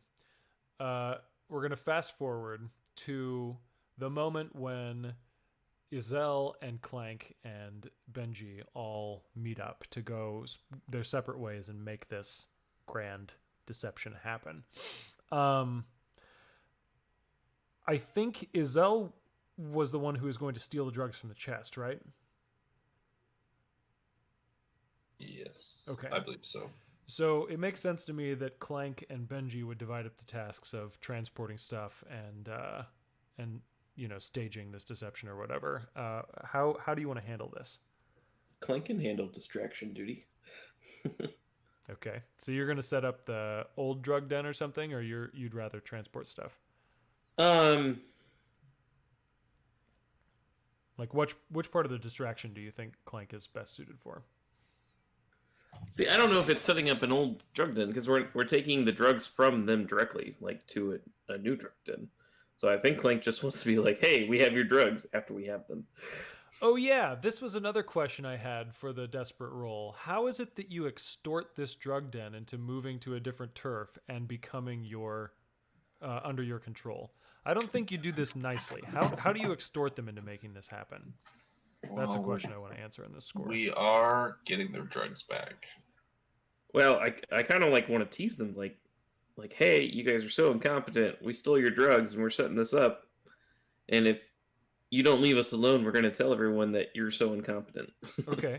So they keep all their drugs in the drug den, and you've got to sneak these drugs away from under their noses. I would imagine this drug den is never empty. There's probably always some security element there, so you're going to have to get past the security. And I think... What drug den? I'm confused. What? I'm confused by what drug den, then? I think the Blue Coat lockup is kind of a drug den. Oh, Clank wants to get the drugs from the Blue Coats. He doesn't want to... Yeah. Okay, I thought you were saying... Okay, I was asking, how is it that you extort the drug den to say, we've got your drugs and we're going to take them to a new location and you're going to work for us now? I think that's the tone of your approach, right? Yeah, I think we literally said exactly that. Yeah. We have your shit. You're going to work for us now. See, that's where I'm confused. Like, I propose we take the drugs from the Blue Coats. Well, the Blue Coats aren't drug dealers. They got it from drug dealers. Right. I want to chastise them for letting us steal their drugs from their lockup. And I'm sort of blackmailing them by saying, hey, we're going to set up our own thing. And unless... I see what you're saying. I don't really think that gets the drug den, though. So my thinking is that the Blue Coats have certainly confiscated some drugs from that drug den, but I don't think the Blue Coats have taken all of them. I think the drug den still operates because the Blue Coats are the most aggressive and nasty gang in the city. If they've got a potential revenue stream, they're not going to shut it down. They're just going to take their cut from it, right? And so they've taken some of those drugs. And I'm sorry, we're saying different things entirely, and I'm not sure I understand what's going on now. Okay. So here's how I think it could work and have both things still be true.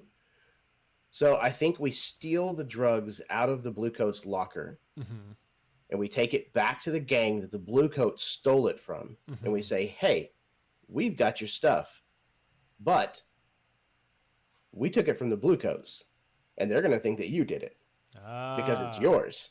So guess what? you're moving a location, and for this relocation and for stealing these drugs back, you're welcome. You now work for us. Yeah. Okay, I was so confused because I didn't think we were dealing with another drug den. I thought we were setting up our own drug den. Well, I mean, I think that was two ideas at first, yeah. and yeah, it didn't get resolved which one of those we were going with. Gotcha. Okay. Yeah. I was really confused. Yeah. Understandable. Understandable. Okay, so regardless, though, the first step is to steal these drugs from the Bluecoats, right? Okay. And actually, I think... So Benji just described, you show up at this drug den and you say, hey, we've got these drugs right here. You're welcome, and we're going to get out of here because the Bluecoats think you did it. So stealing the drugs from the Bluecoats is actually going to be a flashback action, I think. So Benji is like dangling this pouch, this like satchel full of drugs. And Clank, what does it look like in the immediate past when you stole these from the Bluecoats? Well, I thought Ezel was stealing them. I'm confused. Oh, gotcha. Okay. Which one? What did Clank want to do then? Well, what I said was based off of another idea that I had in my head. Okay, sorry. I thought you still wanted to steal drugs from the Bluecoats, though. Well, I do. And that's what I'm asking. How are you stealing these drugs from the Bluecoats? I thought Ezel was actually stealing them, though. And then Clank was doing other parts of the score. Why did you say Clank wants to steal drugs from the Bluecoats if you thought Ezel was going to be stealing the drugs? I think he's talking about us collectively. Okay. Oh, boy. We're weaving a web here, fellas. Turns out heists are hard. Turns out the score is actually against you guys, and I'm robbing you of your time. And brilliantly, Ezel doesn't have to lift a finger. I prowled my way through success. So I can roll in this flashback if that would be. That sounds great. I'm actually positive. I Clank can, but I thought we were having Ezel steal them. You just demonstrated your knack for prowling. If you would like to do it, since I just rolled. The two of you could do a group action too. Yeah, sure. Clank will help Ezel. Okay. Good God. Sounds good. We haven't Okay. even dealt with anybody yet. So both of you roll prowl. This is still a desperate situation. This is going to be a potentially standard effect because we're talking about going into... No, you know what? You're tier 2. Bluecoats are tier 3. You're going to their precinct. It's going to be a limited effect. Desperate limited right now. It's fine. Everything's fine. I got a 6. Got a 6. So you do it, but with a limited effect... All you do is manage to get into the... actually, no. With the limited effect, I'm going to say you steal it, but you gain 2 stress each to be able to do this. Ooh. That's fine. I'll take that. Yeah. That seems more in the spirit of how flashback outcomes usually work. Okay, so you manage to get these drugs. You show up at their doorstep. You're a little harried. But you've got them. And these drug dealers are like, oh, hey, man, like, that was not cool, okay? This is... the Bluecoats are coming here? What are we going to do, man? Oh. What you're going to do is you're going to pack the rest of your shit up and get out of here. Well, duh, sir. As it just so happens... There's a little place in Tangletown that we have taken the liberty of setting aside for you so that you can move all of your stuff there and continue your operation with your missing product. And he kind of shows the bag again. And the only thing that we ask in return is, what, 60% of the profits? 60%? Dude, that's way more than the Bluecoats were asking for. But the Bluecoats were taking your drugs from you. We're gonna let you have them all, but instead of drugs, we want the profits. This dude that you're talking to is clearly like not on board, but one of the other drug dealers in this place is like, dude, think about it. It's like, you know, if we go to Tangletown that place will be moving all the time. It'll be like swaying on the river top, and our highs will be incredible. Can you imagine tripping balls on a boat all day, every day? The other one's like, well, I mean, when you put it that way, yeah, I guess it's pretty cool. Okay, so like, let's get our stuff together, I guess. What are your names? Names? Because these guys are incredible. I love them. Yeah, so my name is let's see here. My name William is and Theodore. there. Yes, yes. This is William and Theodore. So wait, I need a flashback to when Benji was figuring out their birth names as opposed to their cool drug dealer aliases. I like that those are their cool drug dealer aliases. Oh no, they're not. They've kept these names buried for so long. That enough would have been enough to blackmail them to do whatever. I would just like to point it's out. written on the satchel. I would just like to point out that I think it's fantastic that I am time traveling to do a flashback scene to discover the names of Bill and Ted. Yeah, no, that's very good. Okay, so this is a flashback, and you are. What are you doing to find the real names of these drug dealers? Okay, so I am talking to some of the people that I spent time in prison with. Okay. Someone else that my cellmate actually in prison just got out recently. Okay. Yeah, that sounds So I'm good. gonna go see him. Yeah, and I think you were, if I remember correctly, you were in jail for a month, and a lot of it was more of like a house arrest style thing. But there was certainly another noble that they would have put you with for a few days at the beginning, and that's a connection that you can kind of lean on. Yeah, and I think this guy was booked for possession, and so he knows these two somehow. Yeah, that makes sense to me. Cool. All right. So, what action are you using for this then? I think consort. Consort. Cool. Yeah. Yeah. So go ahead and consort and see how that goes. It's flashback. So I did position an effect incorrectly last time. This is just going to be like a one stress thing because you're going back to the prison life, and it's a little hairy. Digging up those memories again. So one stress and position and effect don't matter, or yeah, they don't matter. Okay. No bonus dice. 5. A 5. Okay, so you talk to your prison mate, and your prison mate happens to know that their secret identities are kept a closely guarded secret, but he knows one of their moms. And you have the chance to go talk to this mom. And she's like, oh gosh, oh geez, they're such nice boys. I've always had such a spot in my heart for that little Theodore, you know. Oh, and my William, you just wouldn't believe how sweet and kind he is. He's so civic minded, and I know it's a bad city. I know there's gangs everywhere, but they stay clear of trouble. They do. Yes, I've heard they're stand-up citizens. Yeah, real stars. You know, well, not stars. Those are terrifying, but you know, in the old expression, before the stars were terrifying.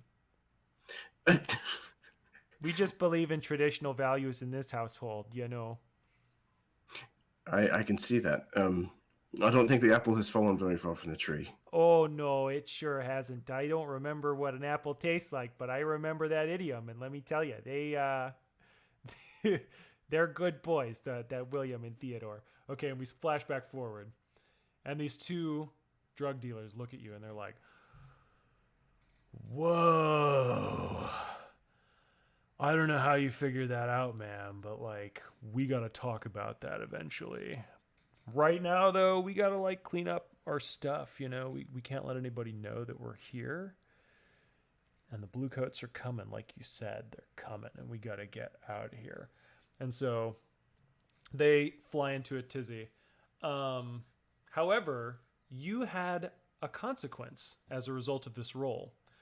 Walking around so much and like trying to track down this mom and all that, you were spotted, and someone is following you. Now, we're back at the drug den, back in the present, and I imagine the like vault for the drugs is basically the back of this building. The front of the building has the like front, figuratively speaking, of the operation, and it's like a betting station or something, like a bank teller's style window or whatever. But then there's a secret door that opens up and it takes you back into this cushioned, very much like the lair sort of drug den. And then further back there's an office, and behind that is where all the product is held. And the door opens on the product, and you can see that there is a person inside here. And the two drug dealers are like, "Whoa, who are you? Hey, you can't be in here." And this figure looks back at you. Let me just pull up a picture here. This figure looks back at you wearing a leather mask and smiles, and then dives out the window with a satchel of drugs slung over her shoulder. This figure, for those of you who are listening and not watching, is a woman appearing, small and slight, has fairly nice clothing, sort of a brocade padded armor with a leather cuirass and this leather helmet that has scoundrel lurk goggles sort of perched above, and then a white leather belt with a pouch on the side and a sword girt at her hip. And she sort of leaps out the window and runs away. We've seen this figure once before, I think. This was the very first episode of the season when they opened up the casino. And Izel tangled with this person over the rooftops and in the canal side streets of Duskfall. She's back. So, Izel, you see this. Are you already in your Umbra disguise? Absolutely. Okay. What's your reaction when you see this figure come back into your life? To pursue them. Yeah, okay. And to beat them up. Okay, so you're going to dive out of here, plan be damned? Well, I mean, I feel like the plan is pretty copacetic without me. Okay, you've done your bit for now. You can jump off on this side adventure then. Yeah. Cool. Okay, so you dive out the window, but we're gonna do the loading up and speeding off of the drugs first, right? So we know that the bluecoats are on the trail at this point. You suspect they are anyway. It's been an hour or two, and you're loading up stuff into the eek, I guess, or a wagon or something on the street. What are you thinking? I prefer the eek. Okay. It's really conspicuous, so that would factor into any consequences that you suffer. I had actually had an idea of maybe through a flashback scene. I have cloak and dagger, so using a disguise is really beneficial for me. And okay. I was going to take it in a wagon and be dressed as a blue coat. Oh my. But that's just a I like that. possibility. That's Okay. good. Can I, if you do that, then after we're done with like removing the stuff from the room, I have an idea. Okay, cool. So we've loaded up the stuff into the room. We're loading it onto this wagon that's sort of in the alley behind the building. And you've got your blue coat disguise on. Clank, I think you're saying that now is the time when you've got this idea that you want to enact? Yeah, so once everything is out of this current drug den that the blue coats are heading towards, I'm going to set a trap that when the blue coats enter, it entices spirits to come. Okay, cool. I just realized we missed a part of our flashback earlier. An important part of this flashback, because you want the Bluecoats to show up at this drug den, but you want specific Bluecoats to show up at this drug den. So whenever you stole these drugs, we need to know what message you left behind, what symbol or sign you left behind, that it was the crew of the Eek who did this. Clank wrote Benji was here. That classy bastard. Okay. Okay, so you... Actually, I'm changing that. He wrote, my name is Benjamin. My name is Benjamin Overstreet. Cool. No, just Benjamin. That is Benjamin. That is what Clink yelled out when he was pretending to be Benji in the race. So I approve. Okay, so you have this note, and the Bluecoats are coming, and they know that it's going to be Benji. And you want to trap this drug den so that it draws spirits. Are you worried about, do you want to wait and trigger the trap when the Bluecoats get here, or do you just want to set it off now and draw the spirits there so they're waiting? It's going to be when they get there. Okay. And I'm sorry, Benji, but this is going to require a sacrifice of your signature black leather coat. Are you okay with that?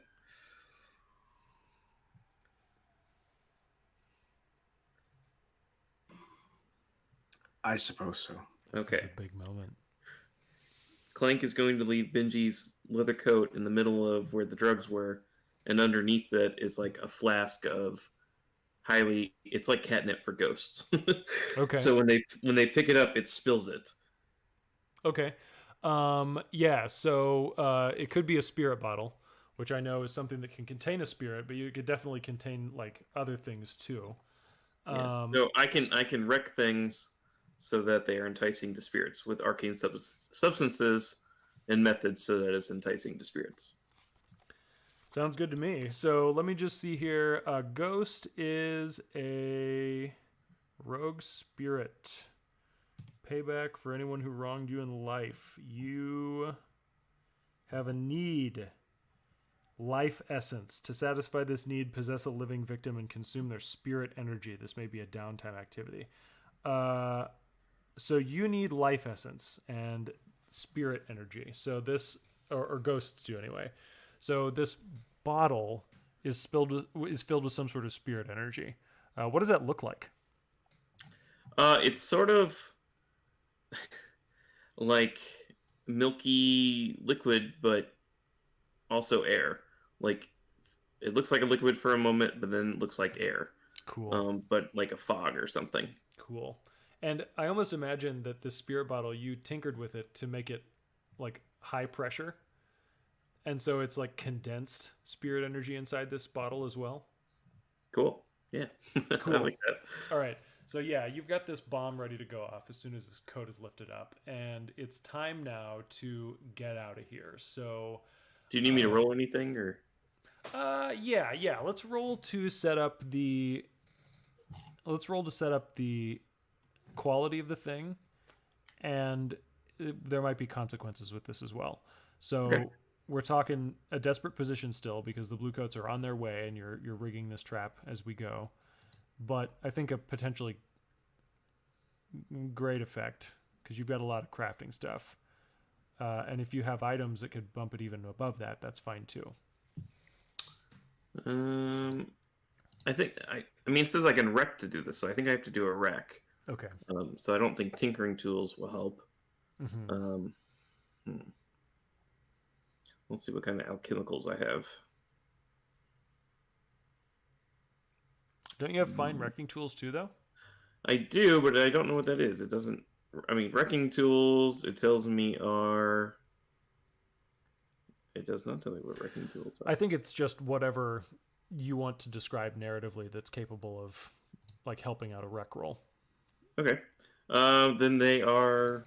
It looks like it takes 2 boxes, so I've checked both. Yeah, I would say it's a specialized flask then, since it's high pressured, with a catch stopper that I can rig that when they pull this coat off, that it'll pull the the cap. Okay, cool. So I actually want to do a little bit of narration before we roll to see how that turns out, because I want it to just be the roll to trigger the trap as opposed to crafting it. Okay. So basically, the stuff gets loaded up into the wagon. Benji is dressed like a blue coat. Clank, are you staying behind to detonate this thing, or are you getting in the wagon and going off and just like letting a tripwire do it or something? The actual trigger will be picking up the coat. Okay. So Clank will say, "We'll take the coat," and he'll ask Benji for permission, of course, to take the coat. And he'll set it in the middle of the room with like a note on it, or just a piece of paper so that it looks like that there's a note written on it, so that people are like, "Oh, come over there and grab it, pick it up to see what it says." Cool. Okay. Yeah. So you set all this stuff up, and then are you going to jump into the wagon and go with Benji, or are you going to go on your own? I'll go with Benji. Yeah, Clank doesn't want to be anywhere near when ghosts appear. Sure. Here's another question. Are you wearing a disguise right now? Yes, I'm wearing my Benji disguise. Of course. Yeah, that's what I thought. Okay. So you all get off in the wagon and you go down the alleyway, turn out onto the main street, and you notice that as you come out onto the street, down the block, the Bluecoats are wheeling around the corner in their own wagon. These dire goats are just thundering down the cobblestones. And you can hear that there's like the ding ding ding ding ding ding ding ding ding ding ding ding ding ding ding ding ding bell being rung on the wagon, signifying that people need to get out of the way because there's an emergency. But you turn the other direction, you start going down the street, and you manage to get away and clear. Meanwhile, the Bluecoats come inside. I have another thing, actually, real quick. Sorry. I also have arcane implements, which I think I have to check because that includes a spirit bottle. So, sorry. Okay. Yeah, sounds good. So the Bluecoats sort of break down the door of this drug den, and they go inside and they're looking around. They've got their flintlocks out. They've got lanterns and that sort of thing. And they don't see anybody. And they go all the way to the back of the store and they see that the drugs they see that the drugs are gone, right? Somebody sees that the drugs are gone. The realization dawns on their eyes. They turn around and they start to shout back into the main space, but we can see one of the Bluecoats is lifting up Benji's coat and looking and like picking up this note. And when it happens, you hear tsh, because the bottle falls out of the coat, shatters on the ground, and then all of a sudden this cacophonous wind sweeps through the entire drug den. All the curtains are just billowing everywhere. Cushions are being blown all around. And we see a ghostly figure.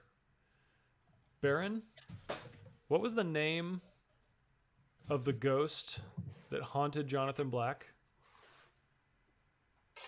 That is a good question. I'm trying to remember myself. It's in my notes somewhere. Coltrane or something. I hope. Colburn. Colburn. That was it. I was going to say, I hope it's not Coltrane. Jesus. That'd be pretty wild. Okay, so Colburn just snaps into existence, hovering in the middle of the room, looking down at these Bluecoats, and several of them immediately just wail and run away. But the captain slams an electroplasmic bullet cartridge into the flintlock and lifts it up to shoot. When all of a sudden ghosts fly in from all around and swarm. They possess the body of the captain. They jump into bodies of other Bluecoats. They use their telekinesis powers to throw things at some Bluecoats that they don't possess. And the whole time, Colburn is just kind of hovering over them, laughing. I like how this is going, but you've not actually let me roll yet. Let's see. Yeah, let's do. Okay. Yeah. So we built up, and that's a good point. I mean, I'm happy with all of that as a result, but right. So we're at desperate still. I think Okay. I would be willing to take this to risky because you are separated from the actual event. And no, like I I'm fine said, I'm fine with desperate. we're at a great position. Desperate, great. Okay, because when I'm desperate, I get an extra dice. Oh, a 5. Okay. A 5 is the best you got. Okay, so the ghosts swarm around the bluecoats. A lot of the bluecoats just scream and flee. You can hear them screaming things like, "We were tricked! Oh, the eek! No!" However, Clank, you are on the wagon headed down the street, and you don't realize this is a complication, a severe complication, that a lot of the spirit energy soaked into your clothing as you were building this bomb. And so the ghosts that were just drawn to that location are also starting to come after the wagon. I will resist. I'll strip. Yeah. Okay, sounds good. If you've got your, you could resist with something like a Spirit Bane charm or something, if you don't want to strip. If you'd like to keep up the Benji disguise. I don't have a Spirit Bane charm, but can I resist with it? But I think it'd be funny to strip too. I thought everybody had Spirit Bane charms.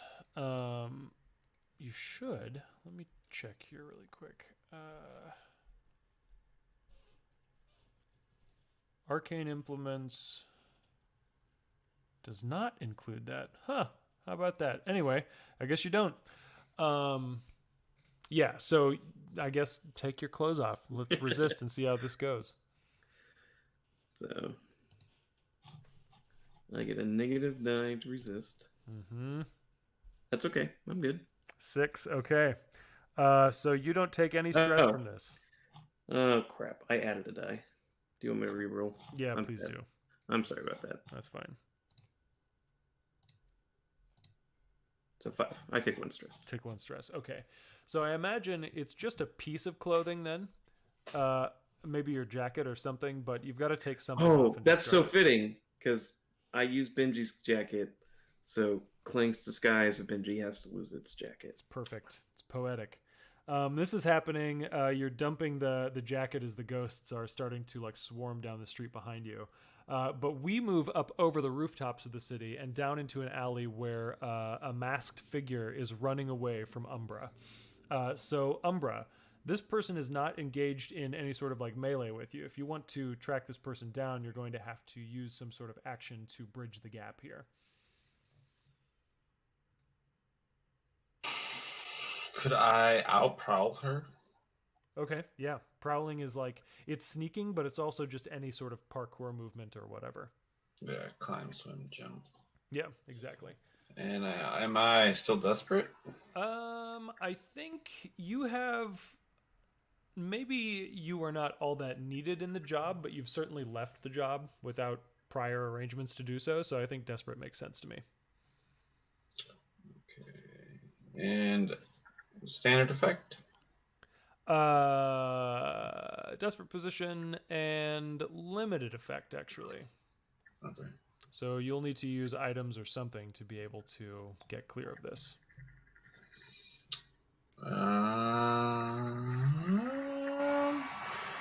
I have light climbing gear.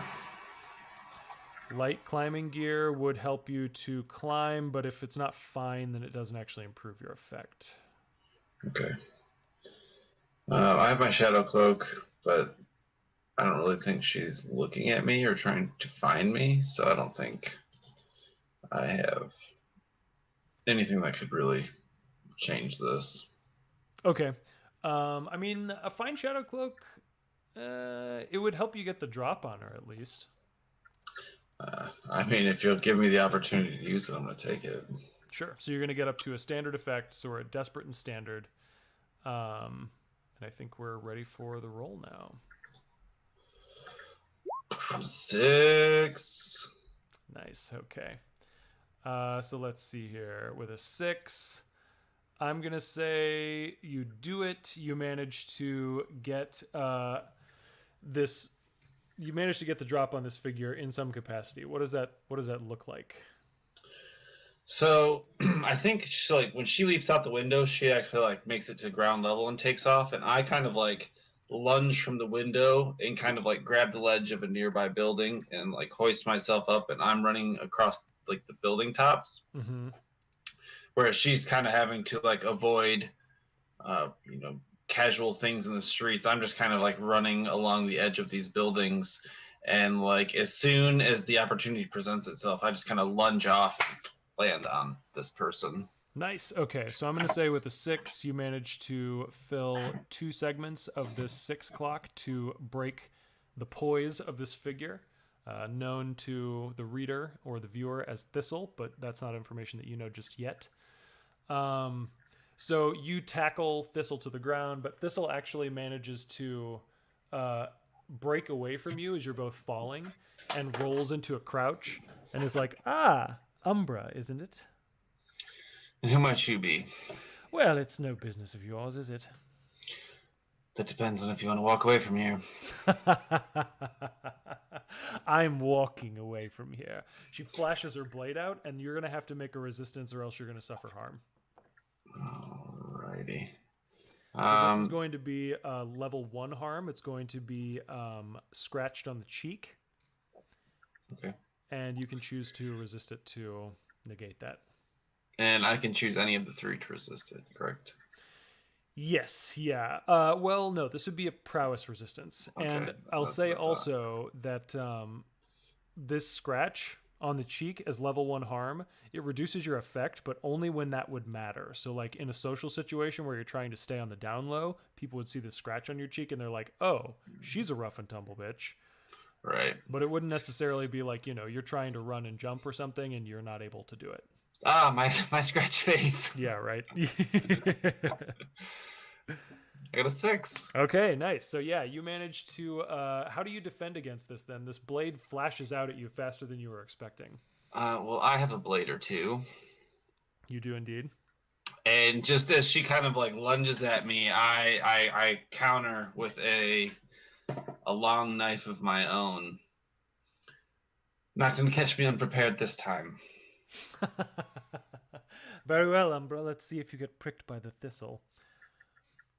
And then, so as Thistle leans into and starts doing like a pretty sophisticated dueling motion with you, we move back to the wagon and we are, I think there's no reason to have like a thrilling chase right now. You just managed to get the wagon through, you get to the docks in the Silk Shore area, and you can see Tangletown out there on the water. We're coming to the... No, this is past twilight. This is a few hours into the second night of the day. And so you can see the boat that's lined up and ready to go.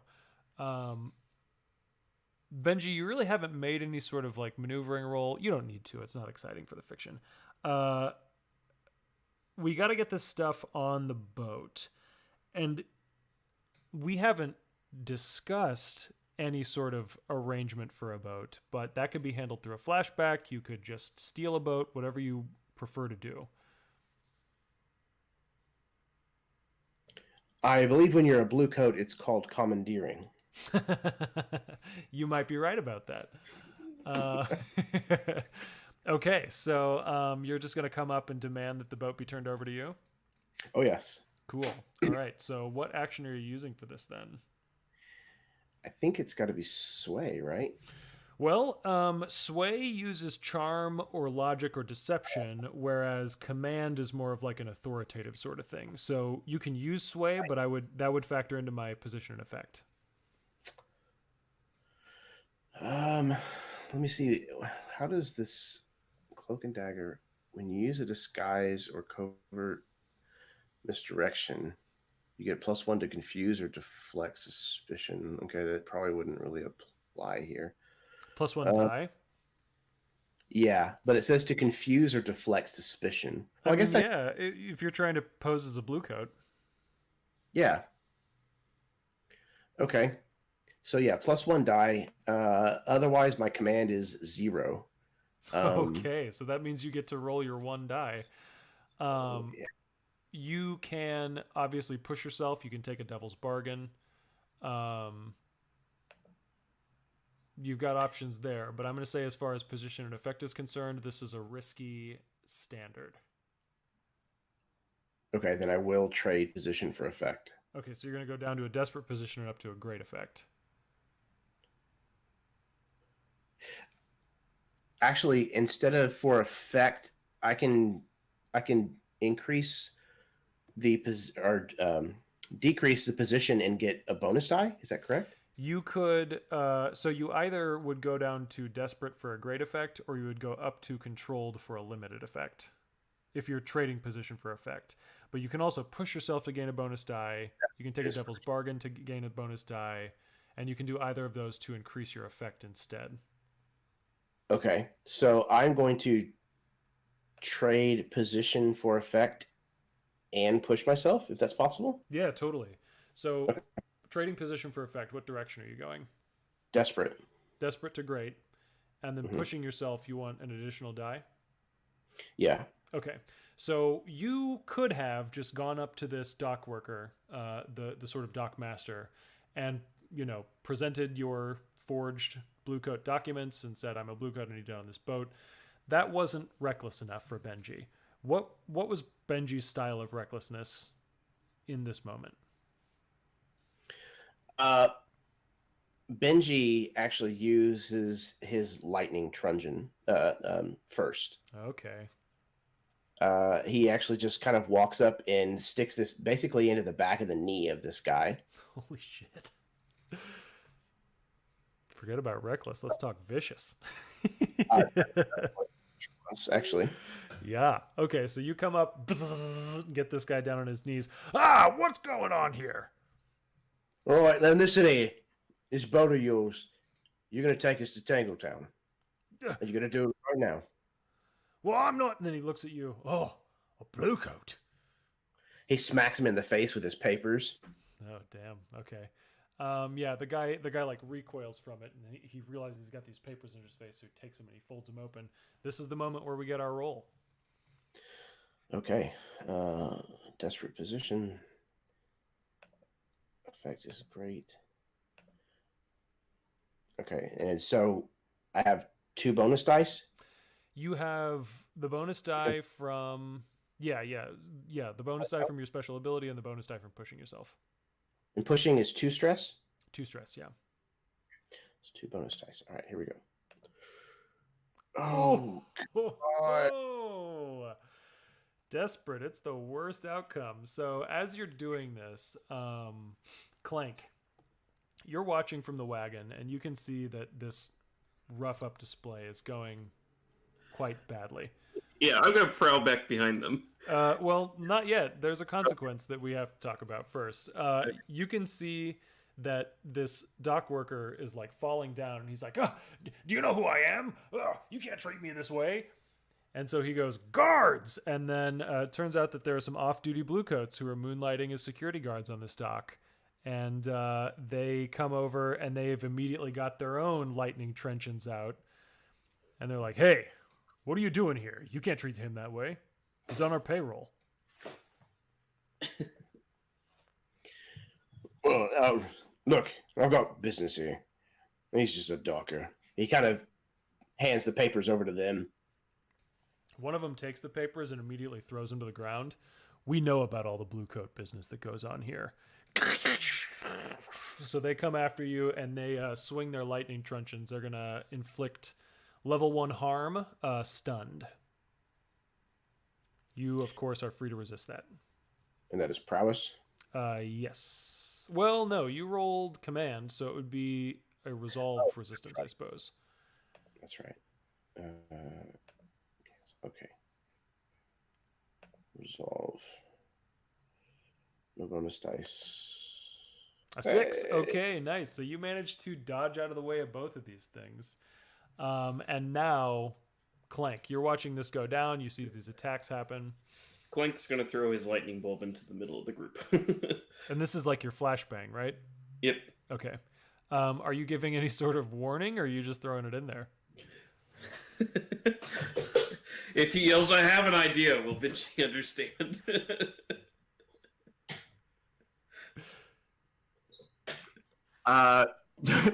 So that might just make Benji curl into a fetal position. That might serve the same. If it works, it works. Okay. So, Clank, throw that Throw that lightning bulb into the group. See what happens. I think this is a desperate position. You're throwing it into the presence of a friend. This is a potentially... So what tier quality is your lightning bulb? It is a tier 2. Tier 2? Okay, yeah. So this is a standard effect. Desperate and standard so far.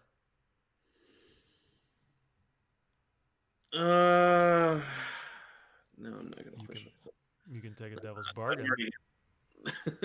No, we're saving that for electroplasmic fireworks. Yeah, of course. Standard effect. That's fine. I get a bonus die. Oh, a 5. A 5. Okay. Well, with desperate you do it, but there is a consequence. You suffer severe harm. Serious complication occurs. You have reduced effect. I'm going to say it's reduced effect. So you do manage to detonate the lightning bulb in the midst of the bluecoats. But they hear, I have an idea. One of them turns around and sees this bulb flying through the air.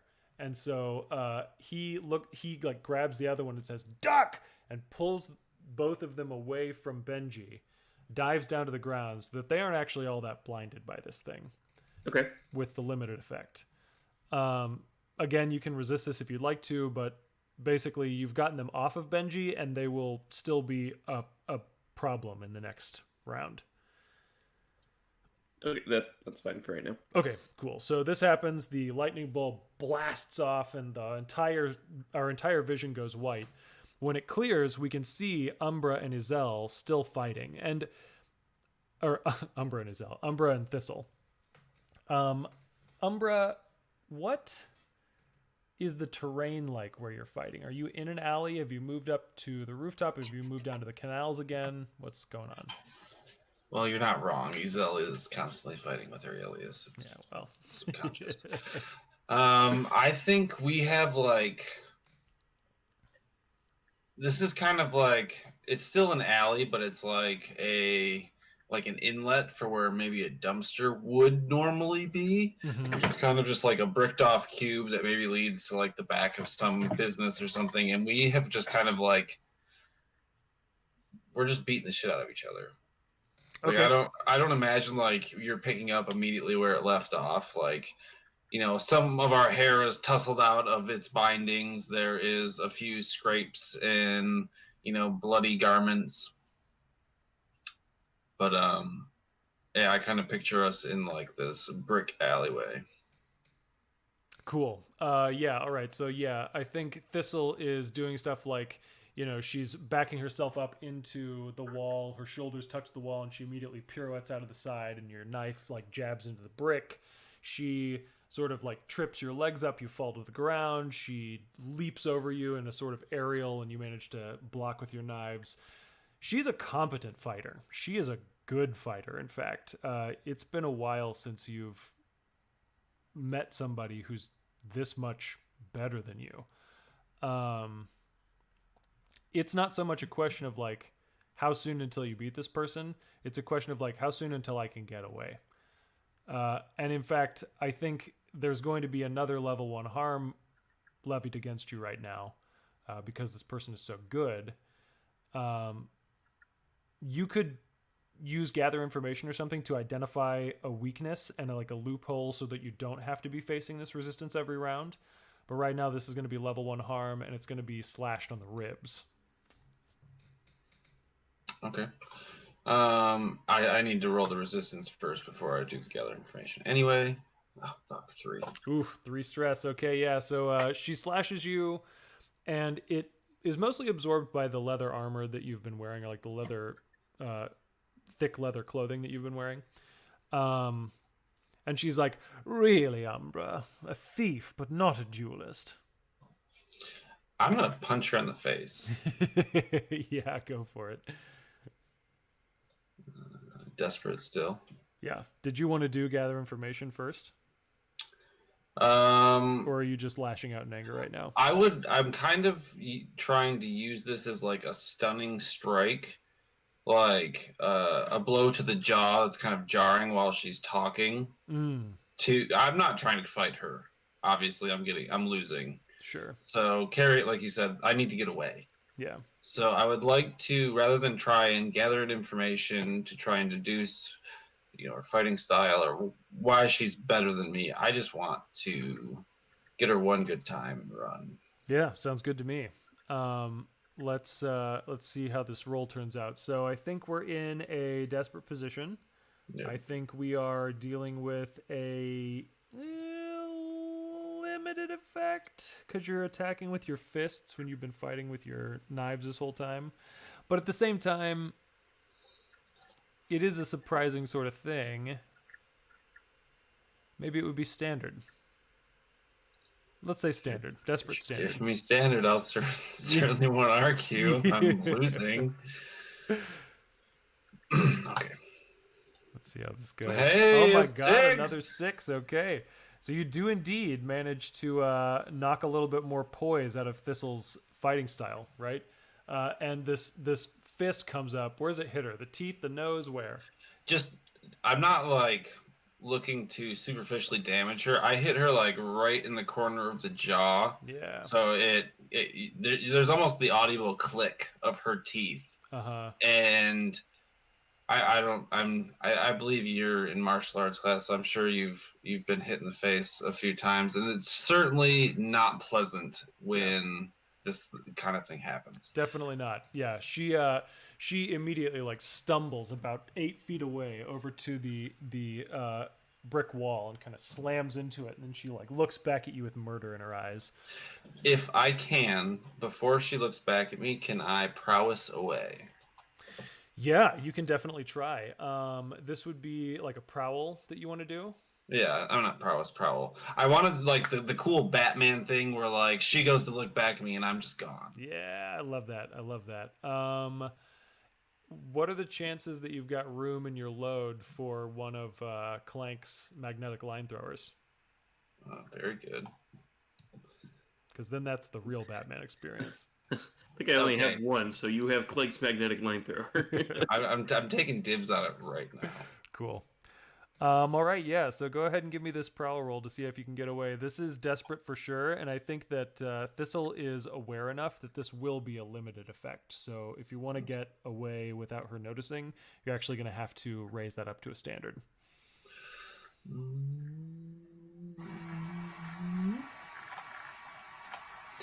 Could I implement the Fine Shadow Cloak here? Yeah, that makes sense to me. So you go from limited up to standard. That checks out. Basically, you are Batman now. A 5. Got a 5. Okay. I am fucking Batman. There's like the swoop of my cape, and you hear me take off into the skies of Tuscaloosa. Mm-hmm. Ish. You hear me ish. I got a 5, so. You do it, but there's a consequence. I think you get the magnetic line thrower and you like, it's a desperate situation for you. You're trying to get out as quickly as you can, so you're not thinking super much. And when you do the line up to the ceiling or up to the rooftop, it takes you up there, but you overshoot because it's not calibrated correctly or something. And so you fly up and you actually like dash yourself on the rooftop. And I think you've already got a leg injury of some kind you're working on, right? Yes. Yeah. That was level 1. Yep. And what's it called?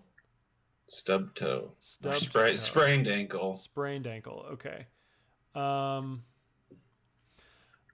think this will be another level 1 harm. And it'll be like breathless. You'll have the wind knocked out of you, basically, from the really rough landing that you make. Okay.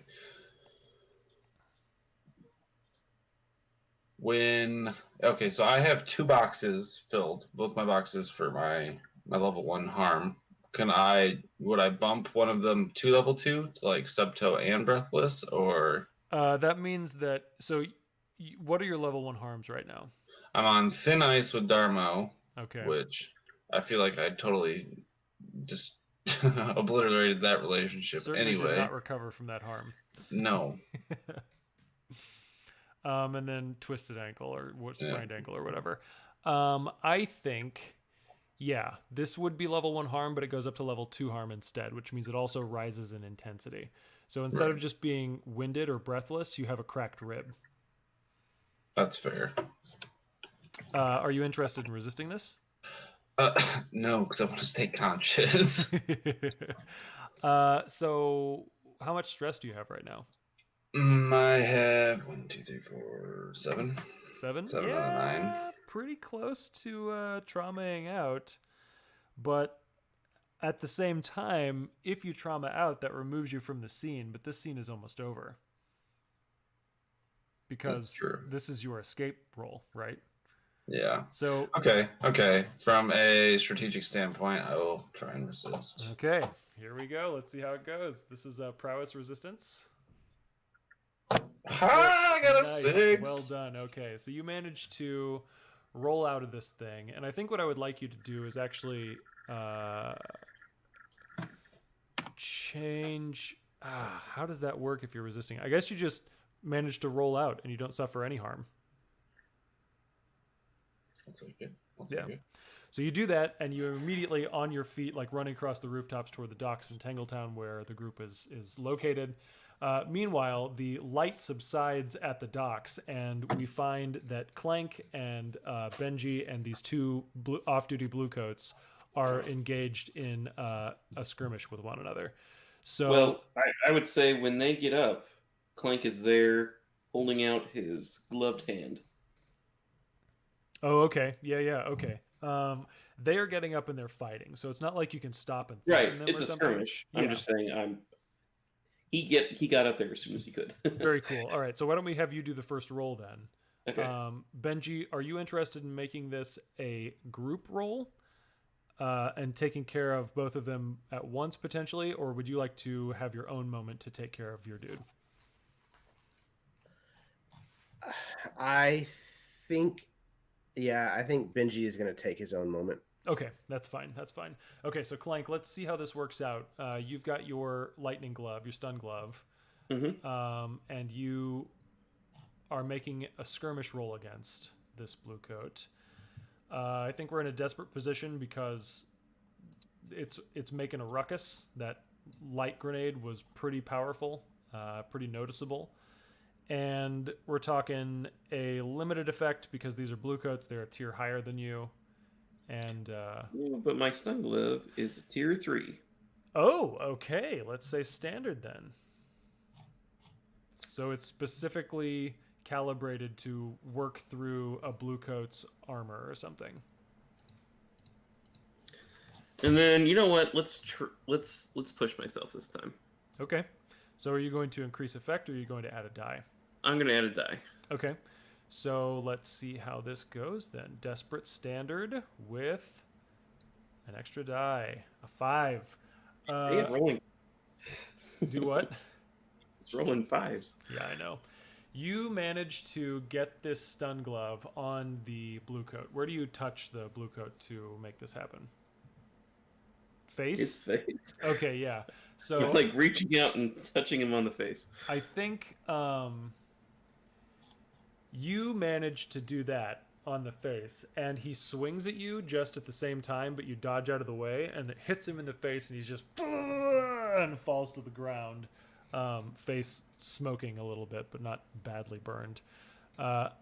However, the serious complication that occurs is that the other blue coat gets up, rolls over, looks to face Benji, but has a whistle in his hand too, and blows it, summoning all the blue coats in the area to come see what's up.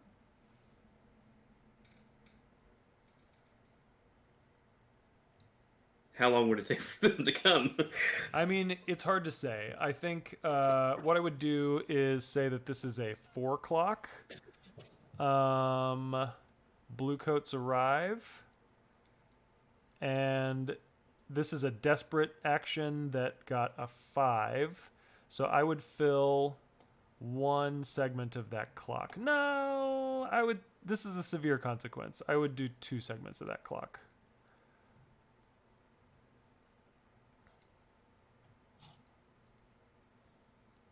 We'll try to resist that. Okay. Sounds good. Just go ahead and make that roll, and we will adjudicate accordingly. Okay, so I got 1 stress. All right. All right. So you managed to do something to keep that blue coat from blowing his whistle. What happens here? You've shocked the guy in the face, and then you can. And with my other hand, I grab the whistle. You grab the okay, psst, gah, and you stop it there. Benji, you look at this guy who's got one hand wrapped in Clank's much larger and more mechanic-y hand, and then he's looking at you still, and he's got this lightning truncheon that he's going to try and strike you with. Do I need to roll to resist that, or? You know, now that you say it, yes, you do. While he's doing that, can you take away the 2 ticks on the blue coats? Oh, yes. Good plan. Good plan. Okay, so this is going to be a prowess resistance to avoid level 1 harm, which would be stunned. All right. So. A 5. Okay, cool. So you only take 1 stress, and now you are free to act against this dude. Okay, so I ticked my fine cover identity to cover the blue coat disguise. Okay. As far as my load, I also have 2 boxes that I'm clicking now for a large weapon. Oh, jeez.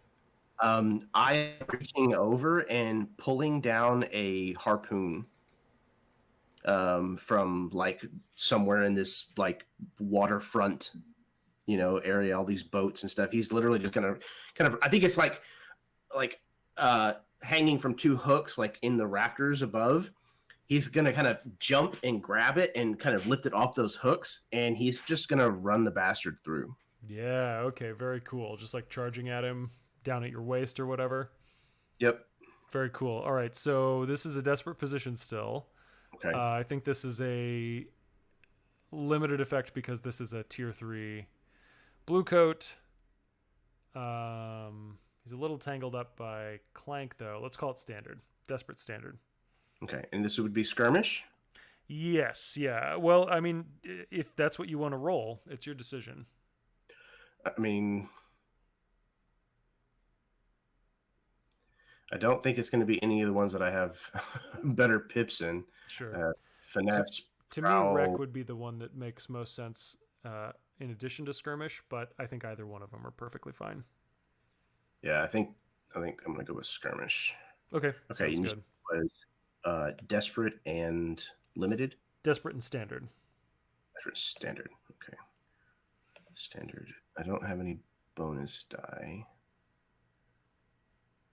Come on. Oh, God. Oh, no. A 3. It's the worst outcome. I think... So you try to run this guy through. You miss. He pivots out of the way, gets his hand free, and with a 3, he blows his whistle, and the clock is going to go up to 3 for the blue coats arriving. So 1 more clock tick, and the blue coats will arrive, unless you want to try and resist that. And I think if you resisted, it would only be a partial thing. I would take it down to 2 or 1, depending on what you roll. I don't know that I can afford to try to resist it. That's fine. That's fine. As long as you can get rid of this dude before this final clock is ticked, then you're golden. Can Clank go again? Sure, yeah. While he is skirmishing with Benji, Clank is going to sneak up behind him. And I have a battery pack, which lets me use a 1 charge item again, correct? Yes, yeah. So I will use my stun glove on him while his back is turned. Very cool. All right, so we're talking desperate position still. Actually, I think this goes down to risky because you are now sneaking up on him and using teamwork to kind of flank him. And we're talking a standard effect too because of the quality of the item. A 5. So you do. It's really risky this time. I think a severe consequence. You do it. You manage to take this guy out of the fight, but you are going to end up in a desperate position. So you shock the dude, he falls to the ground. The dock master at this point is like, he's like, oh man, what was his voice that I used before? Hey, oh, here, you gotta. Look, I don't want any trouble, okay? Just don't kill me. Clink's going to ignore him for the moment and talk to Benji and say, I know you had it covered. I just wanted to help. No, well done, Constable. Hurry, we need to get this we need to get this loaded onto the boat and get out of here quickly. Clink's just going to put his hand out towards the dock guy and say, keys. Anything, just leave me alone. So if anyone asks, this was the Grinders. And he leaves. Grinders, yeah, the Grinders. Who are the Grinders? Oh, you gangs. He kind of like scrambles to his feet and runs away. Izel, you are coming out by the docks area just as this clearly stricken dude barrels into you and then runs down the street in a different direction. Are you approaching? Are you doing the same plan, or what's your idea here? I think like getting visual that they've kind of successfully, allegedly made this get away. I'm going to kind of just beeline away. They've got it. They've got it. So I don't need to. Yeah. Why add variables and factors to something that succeeded? Sure. All right. So I think all we really need to wrap this up is some sort of roll to load the cargo onto the boat and take it over to Tangletown. Once you get underway, I think you'll be golden. So what action do you want to do to signify this bit of fiction?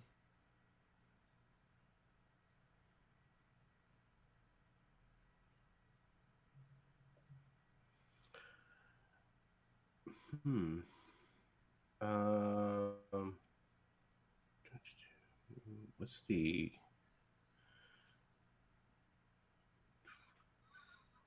prowl covers?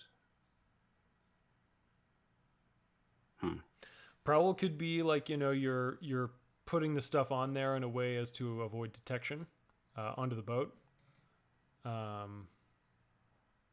There might be another interpretation there too, but I'll leave that to you. You said we're not going to really mess with the actual driving of the boat or anything. If that's what you would prefer to do, if you would rather make it like, getting the boat across the river as opposed to this little bit of drama that we're doing is loading up the boat, that's fine with me. Finesse can cover misdirection as well. Okay. It'd be amazing if there was one final layer of deception in this thing.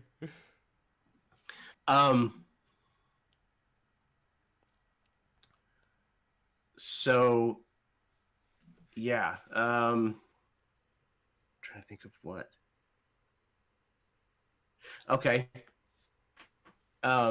He runs over to where the cart is. Mm-hmm. That has, the distinction kind of on it that denotes it as a blue coat, like wagon. Mm-hmm. And he starts peeling off all of the layers that make it look like a blue coat wagon, and getting rid of that and his disguise so that this thing looks a lot more discreet. It looks like a completely different wagon, to kind of try to throw them off. Yeah, very cool. So that would be like a prowl or a finesse to misdirect, you're saying? Yeah. Very cool. All right, yeah, go ahead and give me that roll. We're in a desperate position, like I said. Right. There's been enough of a hubbub, and that dude got away, so surely more blue coats will be coming soon. Well, instead of you're better at finesse than wreck, but because that sounds more like a wreck to me, and I would help you with a wreck. Well, a wreck would be like to destroy the wagon. To make it seem like it's just not a blue coat wagon anymore, I think finesse makes a lot of sense there. It says carefully applied sabotage. Yeah, but this isn't exactly sabotage. It's more misdirection than anything. Oh, okay. Sabotage, I imagine, is like the destruction of property.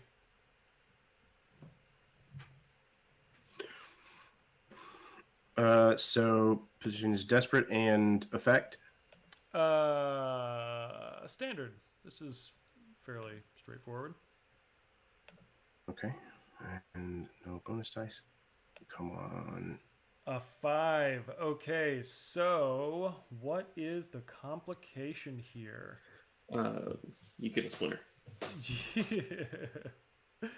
I think you managed to get the wagon redecorated or stripped of its decoration. You get the stuff loaded up onto the boat, and you manage to get away in the boat, and you aren't identified, but there are bluecoats who show up on the dock and watch this boat go away toward Tangletown. So they know that this drug den, or they know that like this thing that happened at the docks, which they will certainly eventually connect to your situation, has happened and gotten out away from them and has gone to Tangletown beyond their reach. And that is going to be the end of our score for the evening. Let's do some downtime stuff really quick, and then we can wrap up for the night. So payoff. Crew earns 2 rep per score by default if the target... Well, you're already at max rep right now, so that doesn't matter. We are going to say that you get coin for this. This is a standard score. Decent loot. I'm going to say 6 coin for this. However, you didn't pay off Roslyn last time. And if you don't pay her off again this time, then I'm going to have to check a clock segment on her getting pissed at not being paid her hush money. If I can put forth any kind of insight into this, fuck that bitch. Yeah. She fucked me up. Fine. Theoretically. That's allegedly. Fine. Let's see here. We just got confirmation, or at least confirmation of our suspicion that she's involved in the ring down below somehow because of Jonathan's dossier. It's true. The question is, do you want to play nice with her on the surface, or do you want to just go ahead and show your hand now? Or do you even think that's showing your hand? I don't think we should show our hand, but I think we should start to make the separation from her, since we can't exactly race our boats in the fucking open anymore. Yeah. Ooh, we're showing her a finger. Yeah. I'm sorry, I'm very tired. Me too, surprisingly. All right. I just want to say before we get to this, I have no clue how that reduced our heat at all or made us less wanted. But okay. The magic of blades. It at least fixed the problem of the arrest warrant, because that team has been mostly like driven crazy. So they can't really pursue the thing anymore. And I imagine the warrant was on them. Let's say it got destroyed somehow. And no judge in the city could ever make another warrant. Okay. So there's that. Heat. This was... Nah. It was contained. It was riding the edge of loud and chaotic, but I think it was contained. So let's say 2 heat. High profile or well-connected target. Not really. Situation happened on hostile turf. Not really. You're not at war. Was any killing involved? I don't think you killed anybody. You stunned everybody that you came across, right? Luckily, Benji is not good aiming. I was going to say, I tried. Yeah. So only 2 heat this time. Well done. And now let's do entanglement. So what's your heat? Oh, wow. Your heat's almost full. Your wanted level is 2. So let's roll fortune. This is going to be 2 dice. Entanglement. Boom. What do we got? 4 and a 4. So demonic notice or show of force. Yeah, it's going to be a show of force for sure. What that means is that a faction with whom you have a negative status makes a play against your holdings. Give them 1 claim or go to war. If you have no claim, lose 1 hold instead. we'll determine the details of that next time, but that is what is going to happen as far as the fallout of this is concerned. So 6 coin, 0 to Roslyn. You got 0 rep because you're maxed out. You got +2 heat, and then entanglement was show of force. TBD. Cool. So things have calmed down. You're back in the lair. You've had time to sort of rest up, even if you haven't had time to heal up. And now it's time for some downtime activities. So let's start with Ezel. What are you up to right now? Question. Yeah. So to bump up in tier, we have to buy it once our rep is full? You do, yeah. And it costs 8 coin times the tier that you currently are. What is this? Let me see here. But it only costs half for us because we have a patron. Correct. Yeah. Let me see. 42 is the page.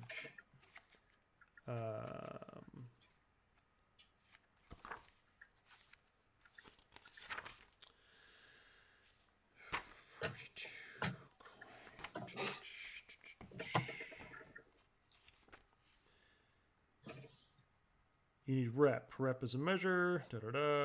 12 rep to fill the rep tracker. If your hold is strong, which it is, you can pay coin to increase your crew tier by 1. This coin is equal to your new tier times 8. So 3 times 8, which would be 24. But once you have the patron special ability, that is cut in half. So it's actually only 12 coin that you would have to pay. Well, speculatively, we just got 6 coin. So if we all put forth 2, we bump up to 3rd tier. Do that? You'd have to double that you're contributing from your personal stuff, because I don't think any of you have anything outside of stash, right? Right. I mean, it's 2 for 1 coin. We get that. Yeah, I can put forth 4 coins for my stash. Fuck retirement. Sure. Okay. Is everybody else comfortable doing that? Cool. All right. So you're going to move up to tier 3. You are on equal footing with the Bluecoats now. And you go down to weak hold. I gotta say, it's a good place to be. Yeah.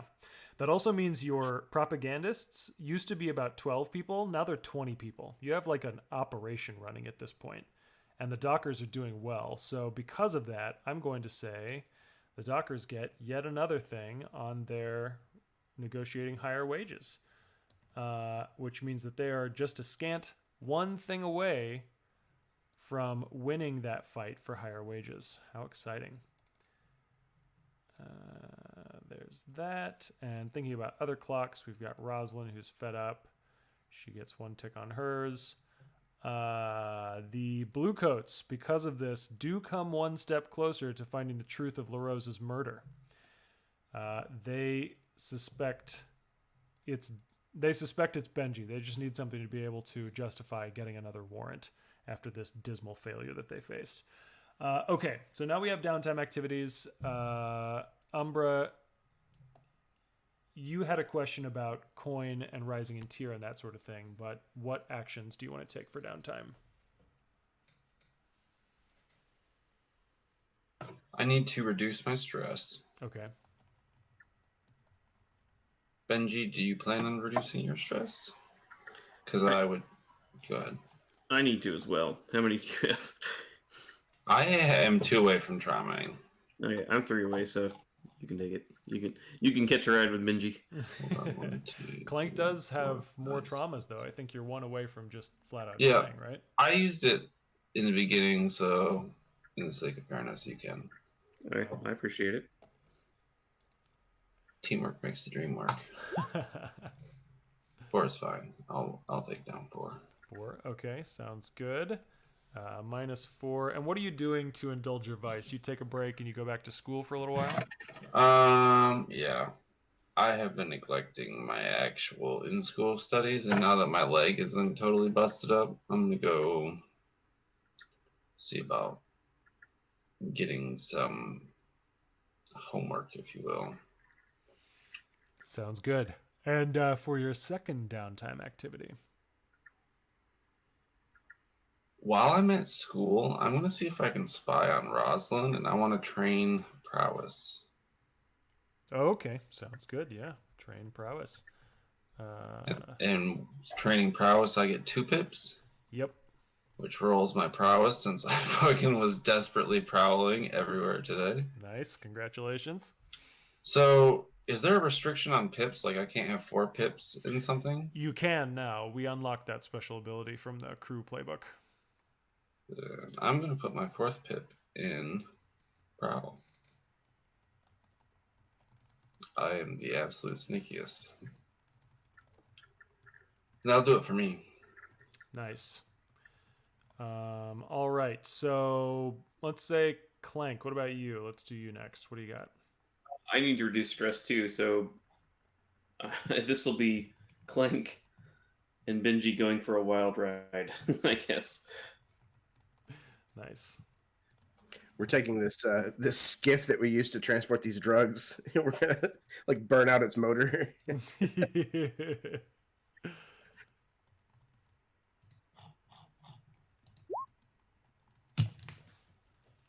Nice. What do we got here? What is... Equal to the highest die result. If the result of your vice roll means you clear more stress levels than you marked, you overindulge. So you're at 6. I got 6, but I get no bonus for getting 2 6s for this. I don't think so. Yeah. So I you didn't cleared? even need... Yep, I cleared. Nice. And Benji, what about you? I am going to be indulging my vice as one of my downtime activities. I'll let Benji do that, and then I need to do my other downtime, I guess. Sure. Oh, that's right. Okay.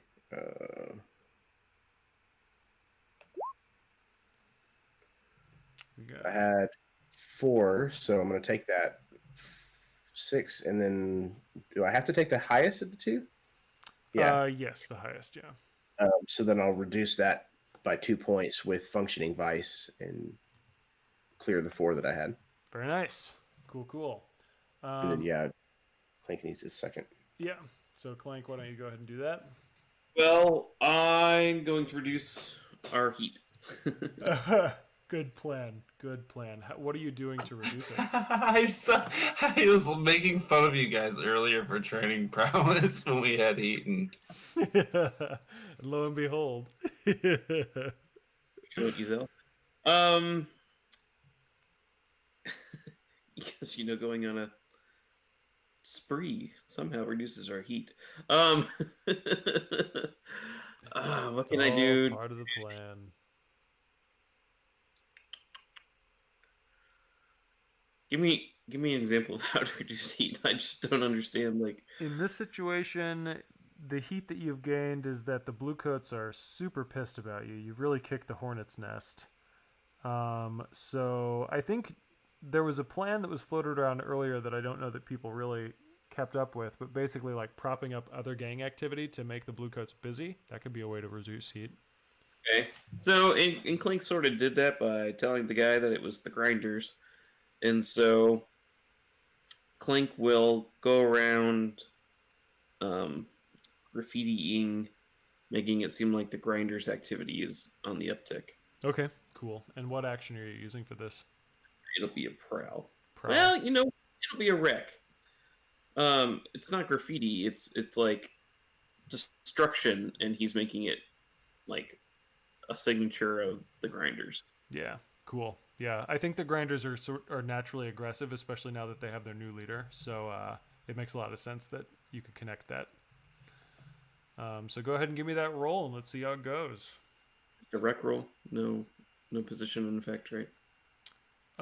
Yes, no position or effect. A 5. So you clear 2 heat. 2. Yeah.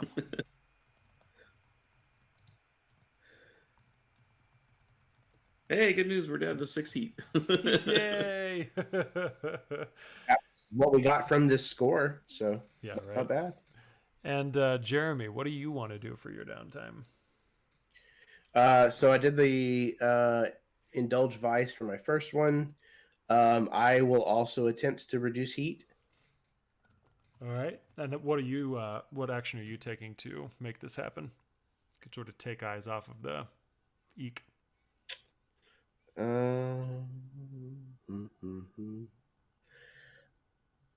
I think I'm going to consort. Cool. Hmm.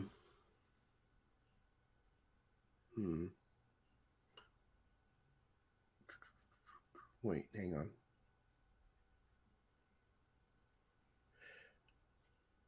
Actually, I'm going to finesse the boat that we stole. Mm-hmm.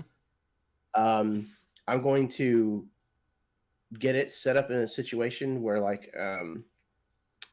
basically like put a brick on the pedal, the accelerator or whatever, and tie the steering wheel off so that it basically drives itself straight into like a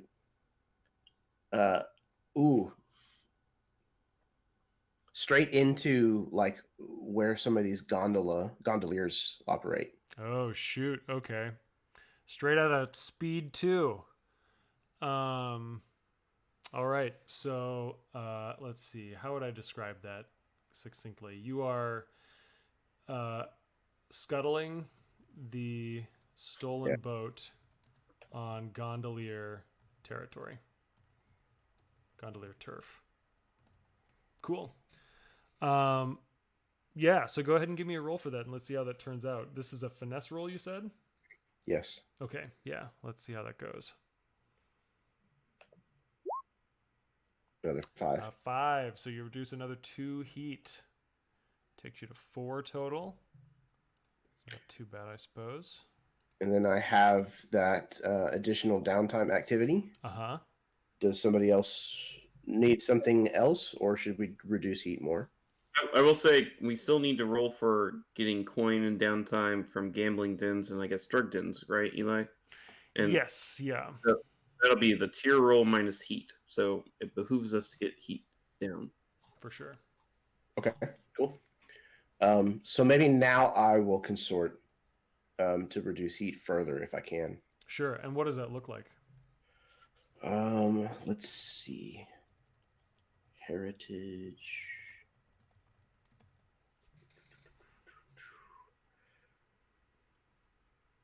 Okay. So I think there's probably a small like borough in Tangletown that has a lot of people from the Dagger Isles. Mm-hmm. And they're like a real tight-knit community. And that is kind of where I've gotten this drug den set up. But I've arranged for us to lay low there for a little while as well. Cool. Let the heat die down. I like that. Yeah. Lay low in Dagger Isles, borough of Tangletown. Very good. Yeah, let's see how that turns out. Oh, come on. Ugh. Just a 4, so another 2 heat that you clear away. Okay. I can live with that. Yeah, sounds good. I also want to correct what I said earlier. I said that if you clear your heat entirely, then you get rid of one of your wanted levels too. The only way to get rid of a wanted level is to send somebody to prison. Yeah, I misspoke earlier. I'm sorry about that. So that concludes our session for the night. We have successfully gotten the blue coats off of our back in the immediate future, but we have also set them up to be even angrier with us and maybe even gotten them closer to finding out the real truth behind LaRose's murder and our involvement in the ring down below. I want to do some outros and then we'll do the show outro and that'll be that. But for everybody who tuned in, thank you so much for listening. I am Eli Kurtz and we really appreciate you watching. We've got some really fun comments going on. I don't know if you guys go check out the comments on our videos, but there's a guy, I believe his name is Lucas G Variety, and he's sort of watching from the beginning of the show, and it seems like every second or third episode he's got something funny to say about what we were up to. So, Lucas, when you get here, thanks a lot. We really appreciate it. Yeah, so let's take it out. Let's start with Derek. That's me. I'm a small part of the Mythic Gazetteer. You'll find me on some live plays on Eli's channel and on Jeremy's channel. I don't have too much to say right now. Kind of tired. Looking forward to next time. See what we can get in. Trouble we can get into. That's about it. Derek, speaking of Mythic Gazetteer, here's to tax season, right? Nope. Here's not to tax season. Yeah, it's always good having you on, my friend. Baron, you're next. What's up, everybody? I'm Baron. I played Isel Valeris tonight. I run stuff and do cool things on my channel, I guess. Come look at it with your eyes or ears. Derek, I've been on kind of a hiatus, so I will definitely extend the branch of a game as soon as I have the time to put something together. It's as fun, always been fun and a pleasure, and thank you for having me. Delightful. Yeah, Baron, it's always good to have you on the game as well. And last but not least, Jeremy. Yeah.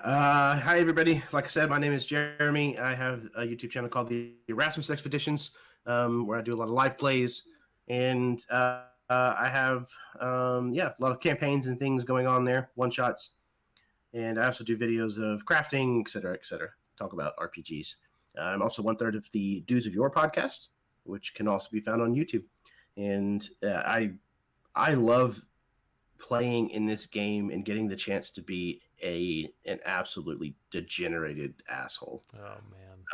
This character's arc and descent into madness and darkness is a really, really fun.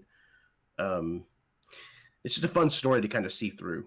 And I can't wait until the bottom finally falls out on it all. It's going to be exciting. And, I got to say, it's you take to playing a degenerate asshole like a natural. It's really...